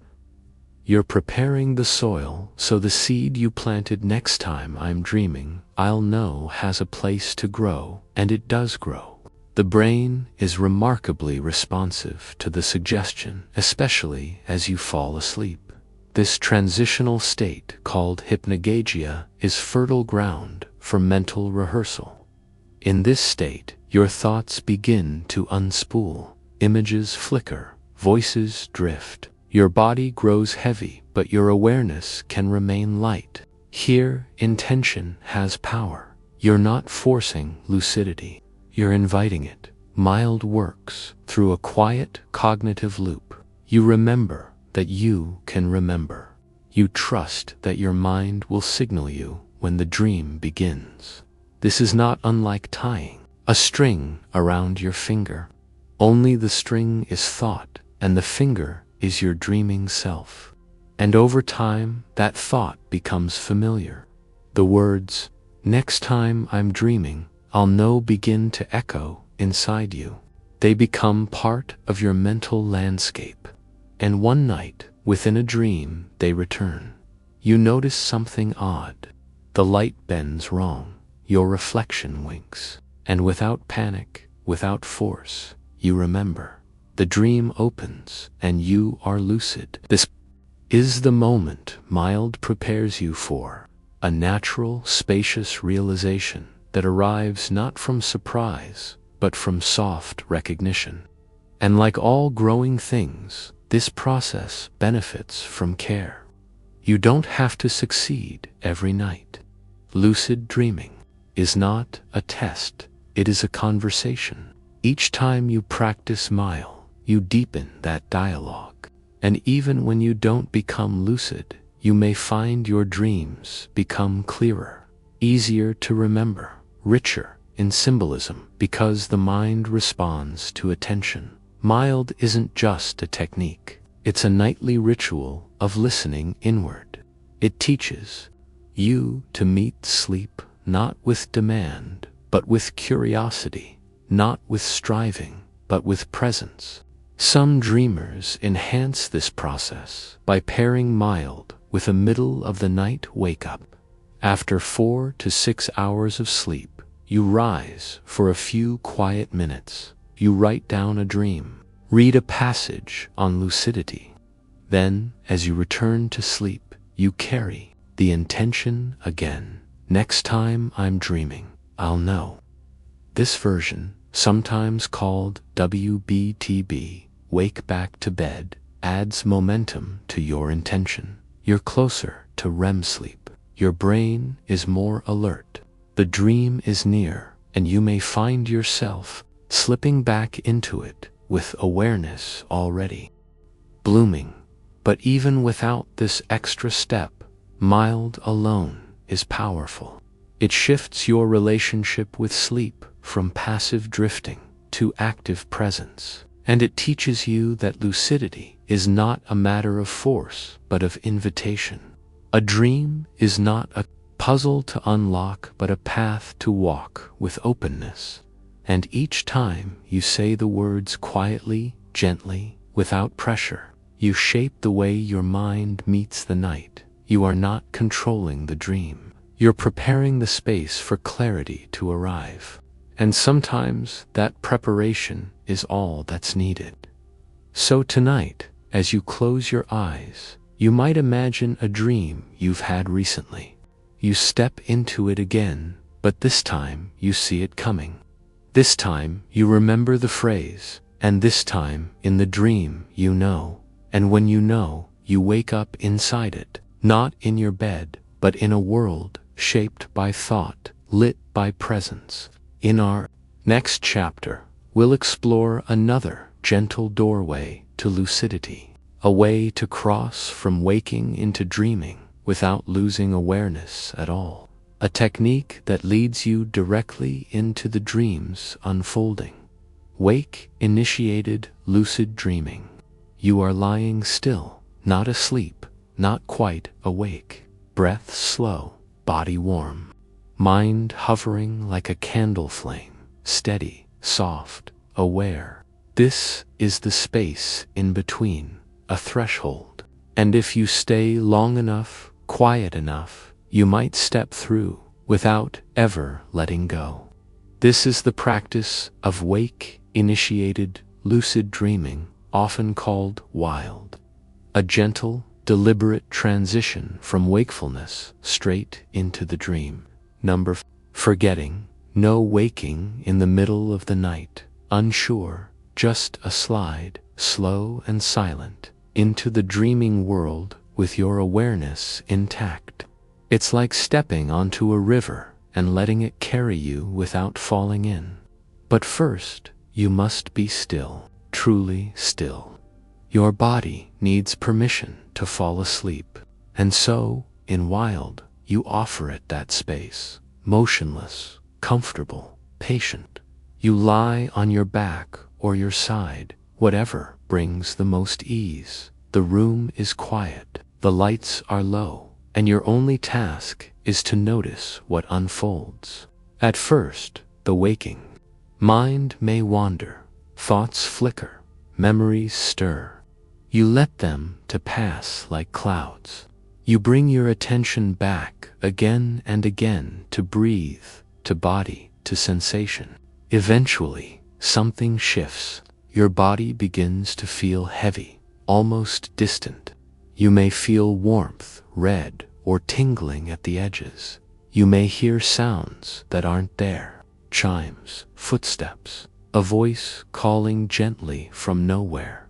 This is the hypnagogic state, the bridge between waking and dreaming. It is filled with fragments, images, colors, floating patterns, flashes of light. They come and go. You don't need to hold on to them. You simply observe. You are the watcher now. Not pushing, not analyzing, just staying with the moment. Dream begins to build itself around you. Sometimes you may feel a sensation of falling or rising or floating, just of the this is normal. Your body is entering REM sleep, and your mind is still awake to witness it. And then, like stepping through silk, you cross. One moment you are in your room, the next you are dreaming. You may find yourself standing in a forest, or drifting above the ocean, or in a space made entirely of light. And you know because you never lost awareness. This is the quiet miracle of Wild. It bypasses the forgetfulness that usually separates waking from dreaming. It lets you carry the flame of consciousness all the way through, but it takes practice. The biggest challenge is staying present while the body falls asleep. If your thoughts grow too sharp, you may snap awake. If your mind drifts too far, you may fall into an ordinary, non-lucid dream. So Wild is a balance, a gentle, tightrope walk between letting go and staying aware. Some dreamers use anchors, breath, for instance, or the sensation of their fingers resting on one another, or the repeated phrase, I am dreaming, not loud, not forced, just a mantra drifting in the background like a song hummed. Under breath, these anchors help guide the transition. They keep the mind gently tethered as the body lets go. It often helps to attempt Wild after several hours of sleep, when it's closer and the body is already familiar with rest. You wake briefly, then return to bed with the clear intention, I will remain aware as I fall asleep. You set no expectations. You bring no pressure, only presence. Sometimes the dream arrives as a single image, a door, a hallway, a familiar place. You step in. Other times you may feel a shift, and suddenly you are there fully immersed. The dream is lucid from the beginning, clear and vivid, crafted from your own inner light. And because you never lost yourself in the descent, you may find your focus is stronger, your choices steadier, your connection to the dream world deeper. Wild is not always easy. It can take time to learn, but when it unfolds, it offers a purity of experience that feels both ancient and new. You become the witness to your own dreaming. You hold the thread from this world into the next, and you walk it softly, patiently, with your eyes open inside sleep. And when the dream meets you, It feels like a door you never knew existed, one that was always waiting just beyond the edge of waking. So, tonight, if you find yourself still and aware, resting on the border of sleep, try staying just a little longer. Feel the warmth of your breath. Let thoughts drift by. And if the dream begins to shimmer at the edges, step in. In the next chapter, we'll zoom out from the rhythms of technique to the rhythms of nature, exploring the full architecture of sleep and how understanding its cycles can help you ride the tides of dreaming with more grace and ease. Sleep does not come in one long stretch. It moves in waves, rhythmic, predictable, as old as your breath, as deep as your heartbeat. Each night, as your eyes close and your mind begins to drift, your body enters a sequence, a quiet choreography of cycles. And understanding these rhythms is like learning the ocean's tide, when to wade, when to fall float, when to step into the current of dreaming with awareness in your hands. Sleep is made of stages, and these stages repeat in loops, each about 90 minutes long. You drift through 4 to 6 of these cycles every night, each one carrying you through light sleep, deep sleep, and REM. The dance begins with stage 1. Light sleep, a doorway, not a destination. Muscles relax, heart rate slows, thoughts begin to lose their shape. You may still hear sounds around you. You may feel half awake, but your body is beginning to let go. Then comes stage 2, slightly deeper. Here, your brain begins to hum more. Slowly, bursts of activity, called sleep spindles, appear like fireflies across your neural sky. They help protect your sleep from sudden noise or disruption. Your temperature drops slightly. Breathing becomes even. This is where you spend about half your night. Then you dive deeper into stage 3, or slow wave sleep. This is the sleep of repair, where your cells rebuild, where your immune system strengthens, where growth hormone flows like a silent river. Your brain waves are slow, wide, rolling, like waves on a distant shore. Dreams in this stage are less vivid, more like drifting shapes. But this stage is essential. It is the body's restoration chamber. And then, like breath returning from a long exhale, you rise back upward into REM, rapid eye movement, sleep. Your eyes flicker beneath closed lids. Brain activity surges. Dreams become vivid, strange, emotional, complex. The body is paralyzed, but the mind is wide awake in its own world. This is where most lucid dreams occur. REM is the dreaming stage, and it lengthens as the night goes on. In your first sleep cycle, REM might last just 10 minutes. By your final cycle, it may stretch past 45. That's why lucid dreams are more likely to happen in the early morning hours, after you've already slept for several hours, and the REM phases grow longer and deeper. The cycles are not rigid. They flex, depending on when you sleep, how tired you are, what your body needs. But the structure is always there, a rhythm you follow even when you forget it. Lucid dreamers often work with these cycles. They time their practices to align with REM.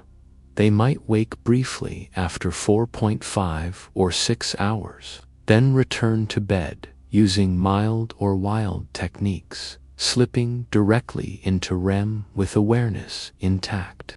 This method is powerful because you're entering the most dream-rich stage at the time it's most accessible.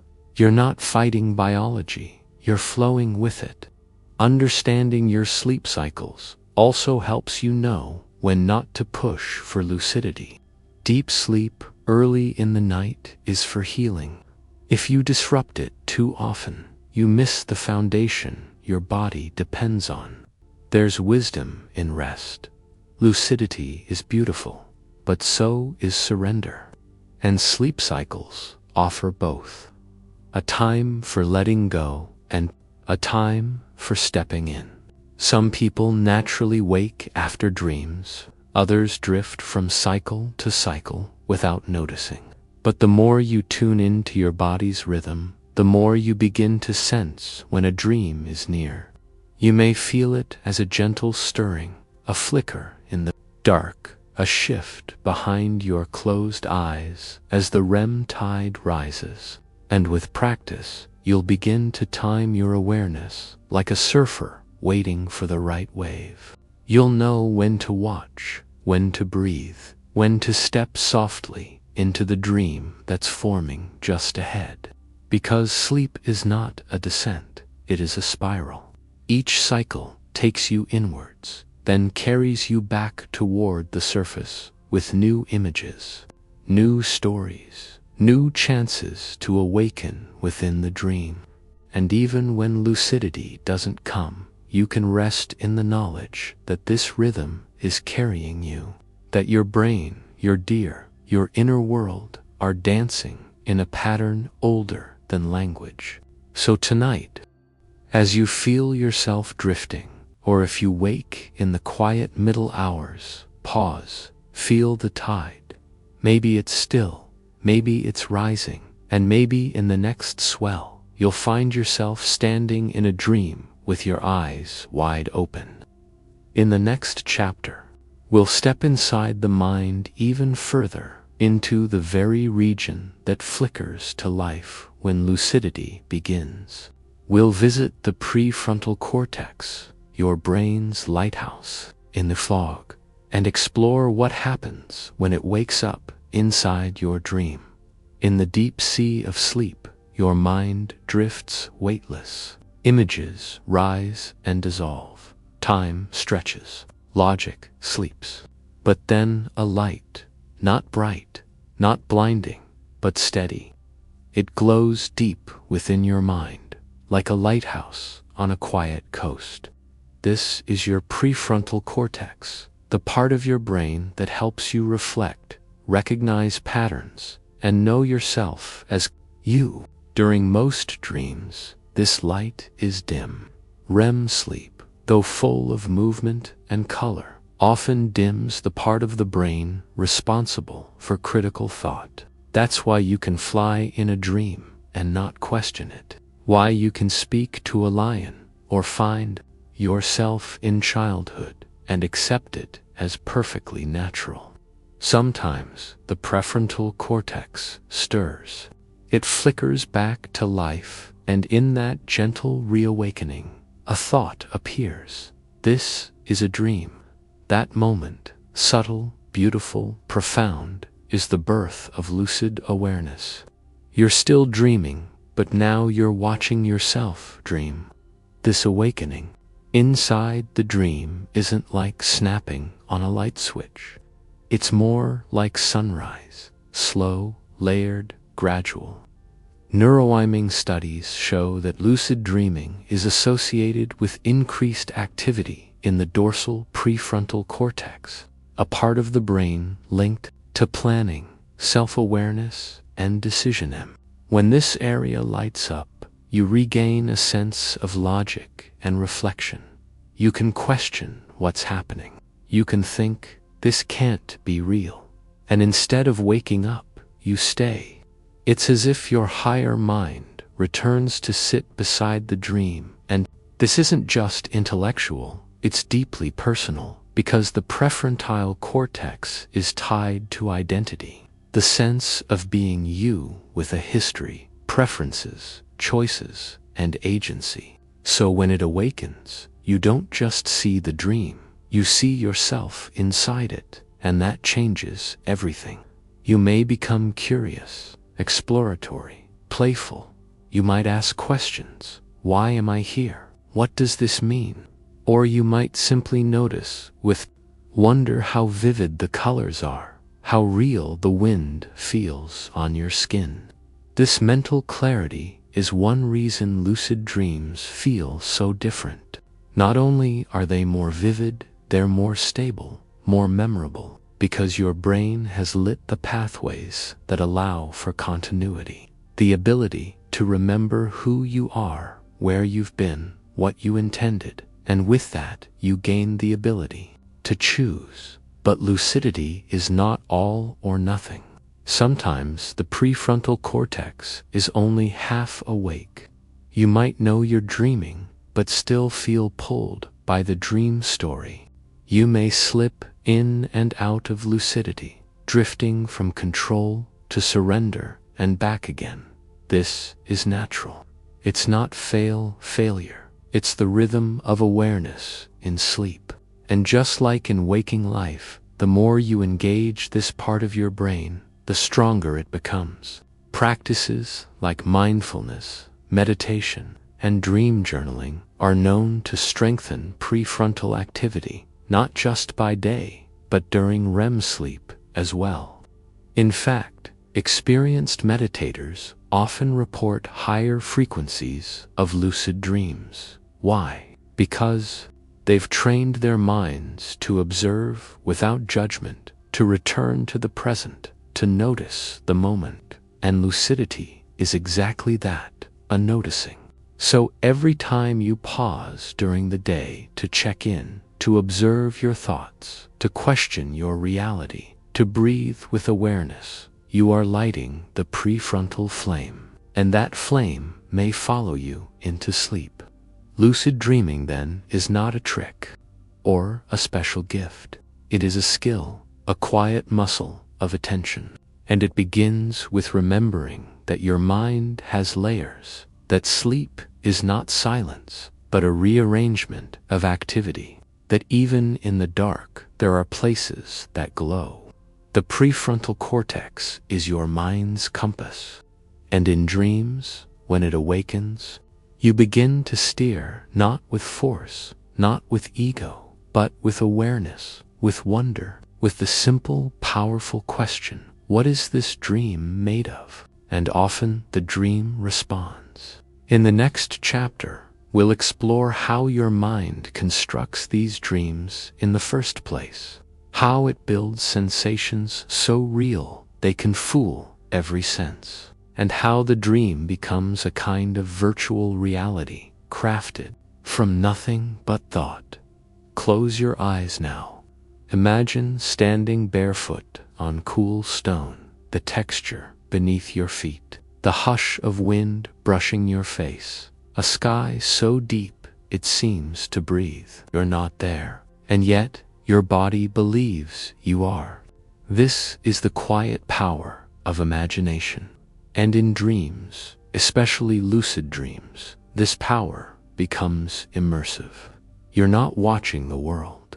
You're inside it, walking through it, feeling it, shaped by it, even as you shape it in return.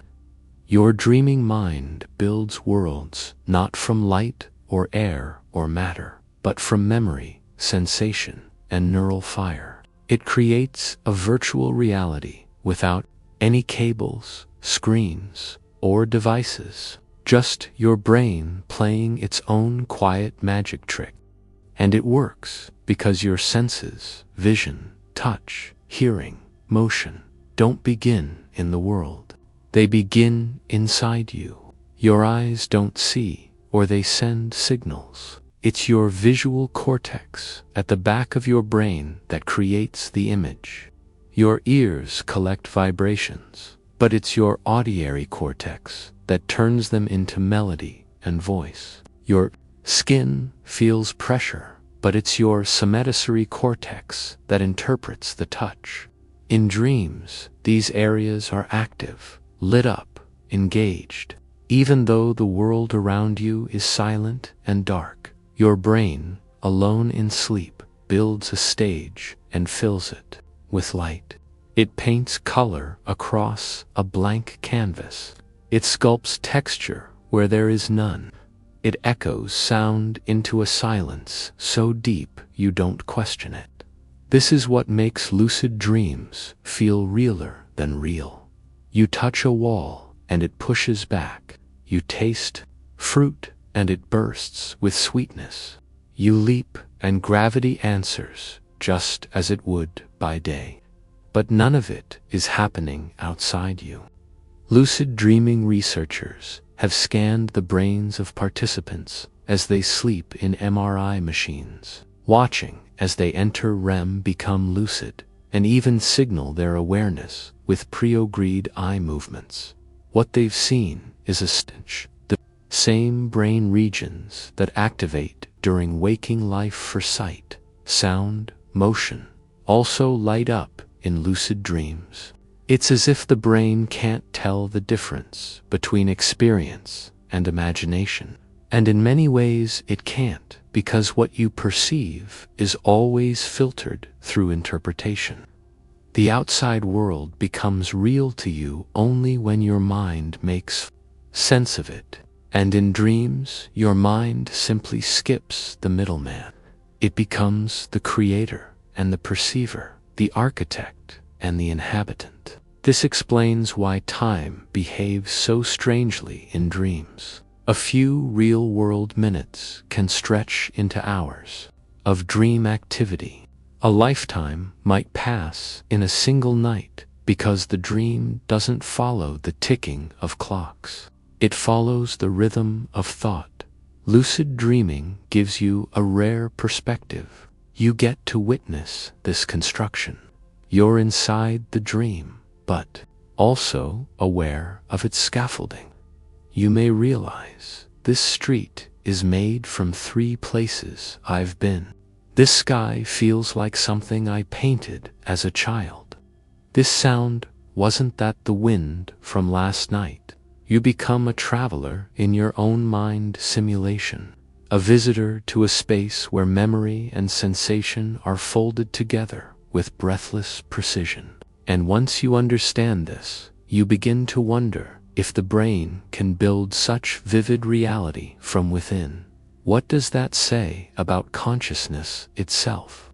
Some philosophers suggest that waking life too is a kind of controlled hallucination, that what we call real is simply the most stable, agreed-upon dream. Dreams are more fluid, more private, but not entirely different. Both are made from perception. Both are shaped by expectation, emotion, and memory. And in lucid dreams, you learn to walk that line, to notice how easily the mind believes to feel, how completely the body responds, to witness thought become touch and memory become sky. There is freedom here. In a lucid dream, you can fly because the brain says, yes, this is how air works. You can walk into the sea and breathe because the mind does not resist. It builds what you expect. And if you change your expectation, the dream changes too.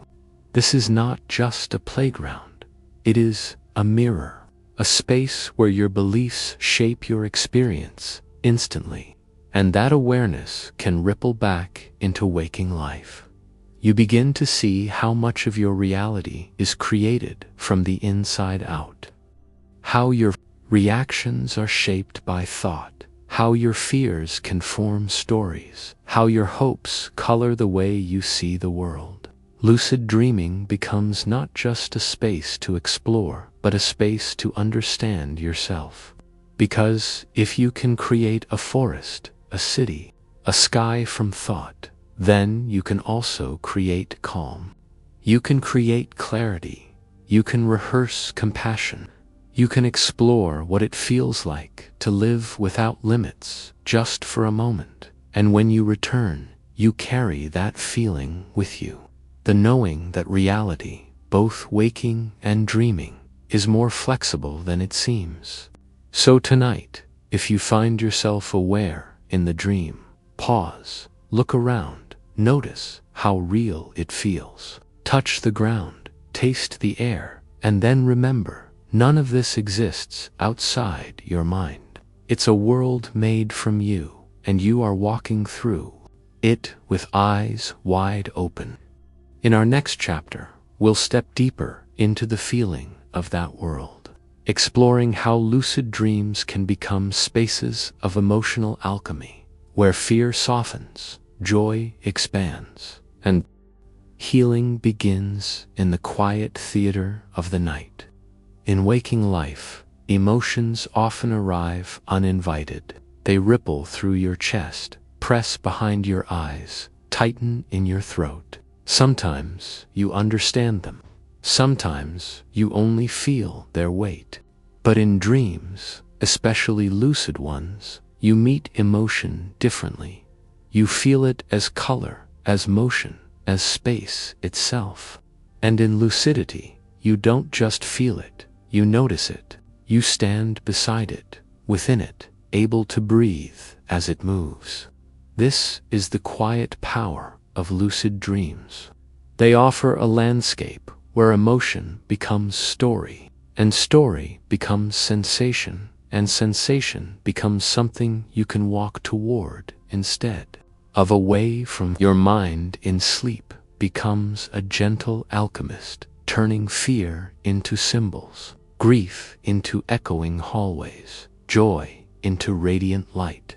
And if you remain lucid, you can move through these emotions, not as a victim, but as a witness. Lucid dreams are not always peaceful, but they are soft places to practice peace. Imagine standing in a dream where something once terrifying approaches you. A shadowy figure, a rushing tide, a room you've always avoided. But this time, you know, it's a dream. You take a step forward. The fear remains, but you remain too. And suddenly, the figure changes. Its shape softens. Its voice becomes your own. Fear transforms when it is seen. It's one of the oldest truths of healing, and lucid dreams let you practice it without consequence. This is not about pretending you're not afraid. It's about seeing fear as a guest, not a master.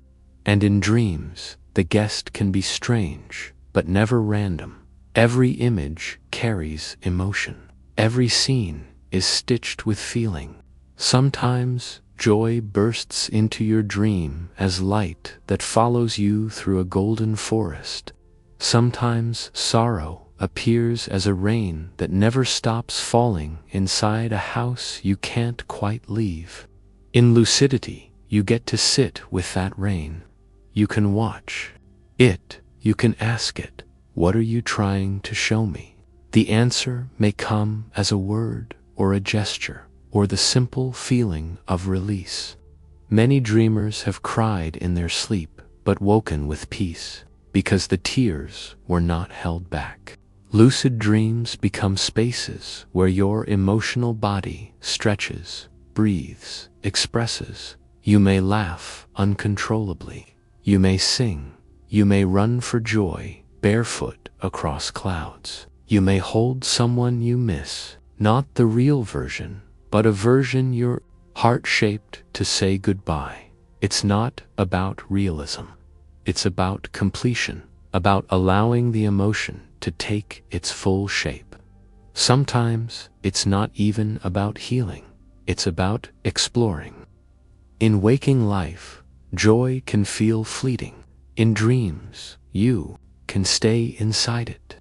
You can create a field of wildflowers and lie in the middle of it for what feels like hours. You can swim through warm starlight, dance without sudden sound, speak to yourself in a voice that only affirms. This is not escape, it is integration.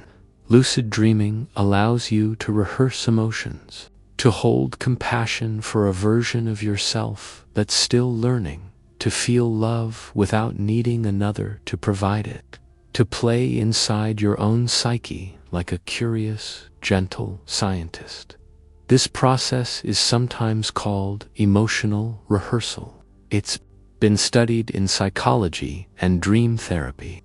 The idea that dreaming lets you safely confront or explore emotional experiences too overwhelming for waking life. And in lucid dreams, you can do so with intention.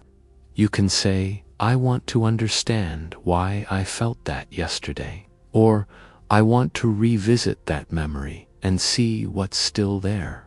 You may find yourself in a familiar scene, but now you have choice. You can speak, you can listen, you can walk away, you can forgive. These moments are not fantasies. They are metaphors in motion. The brain doesn't distinguish perfectly between dreaming and waking when it comes to emotional response. So the healing you feel in a dream, the release, the clarity can ripple outward into your waking life. You may wake lighter, softer, braver. You may face your day with a little more trust in yourself. And even when dreams don't offer answers, they often leave you with better questions. What am I still carrying? What am I ready to see differently? What does joy look like when I build it myself? These are the quiet gifts of emotional alchemy, not solutions, but space, not prescriptions, but practice. Because emotion is not a problem to solve, it's a current to feel. And in lucid dreams, you float in that current with open eyes and steady breath. So tonight, if you find yourself lucid, notice how the dream feels. Is there warmth? Is there resistance? Is there a voice beneath the image? Move toward it, not to fix it, just to witness and let the dream respond. Because sometimes the most profound healing happens not when you change the dream, but when you listen to it fully. In our next chapter, we'll gently step into deeper waters, still asking what it means to direct a dream and whether shaping the story comes with responsibility. We'll explore the quiet ethics of dream choice and how intention can shape more than just the scenery. Inside the lucid dream, you are powerful.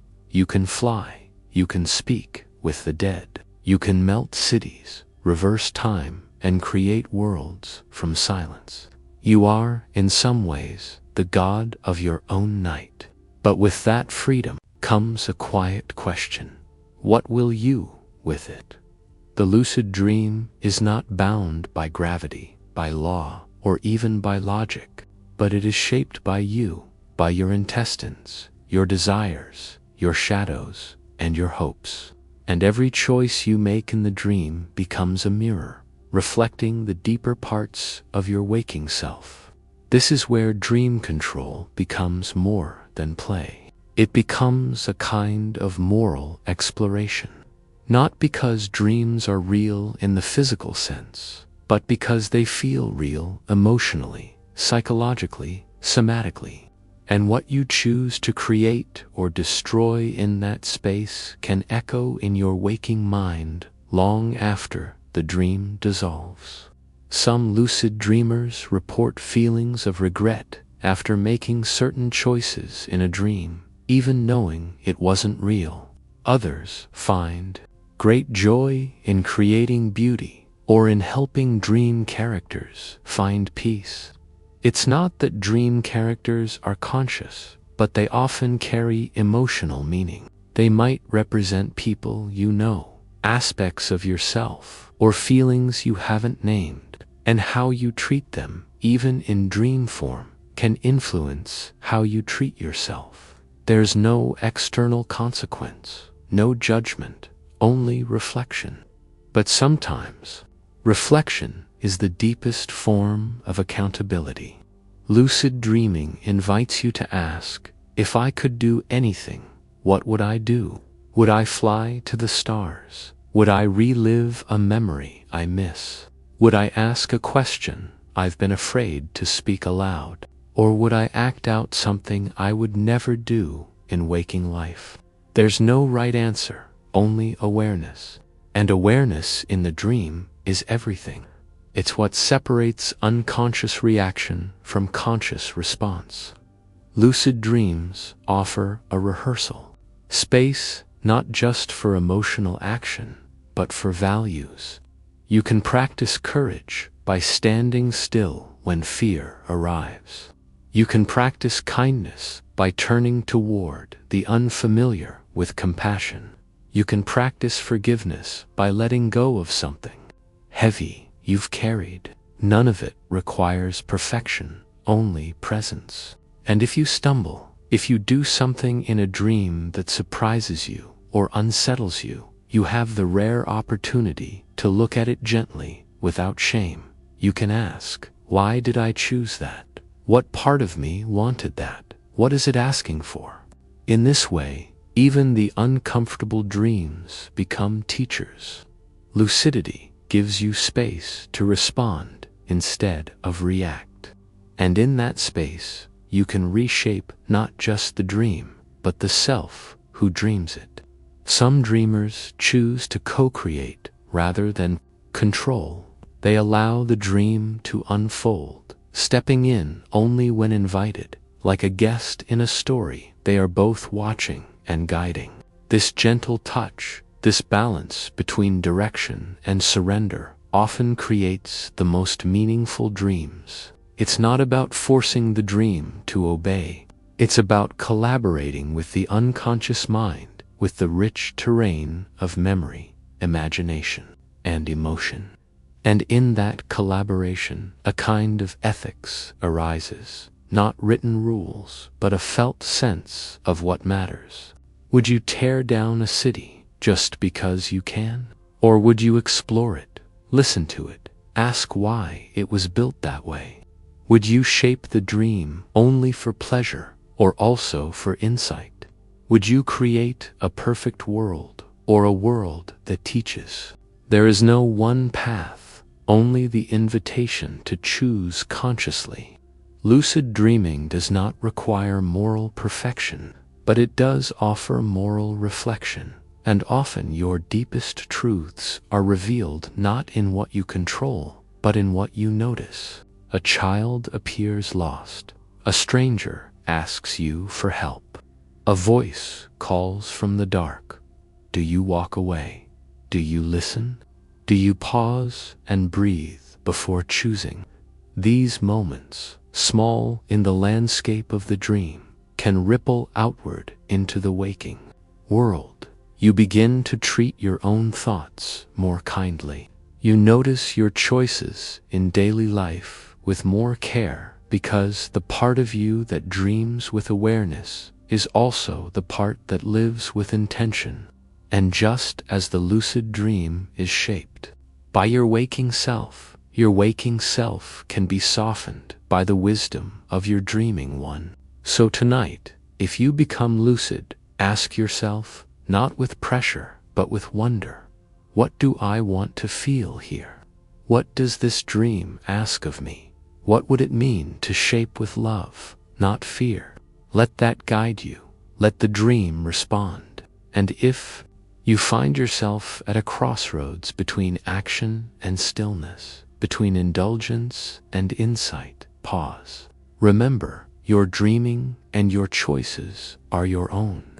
In the next chapter, we'll explore how your body plays its part in this dreaming dialogue, how light, rhythm, and biochemistry guide your sleep, and how aligning with these natural cycles can help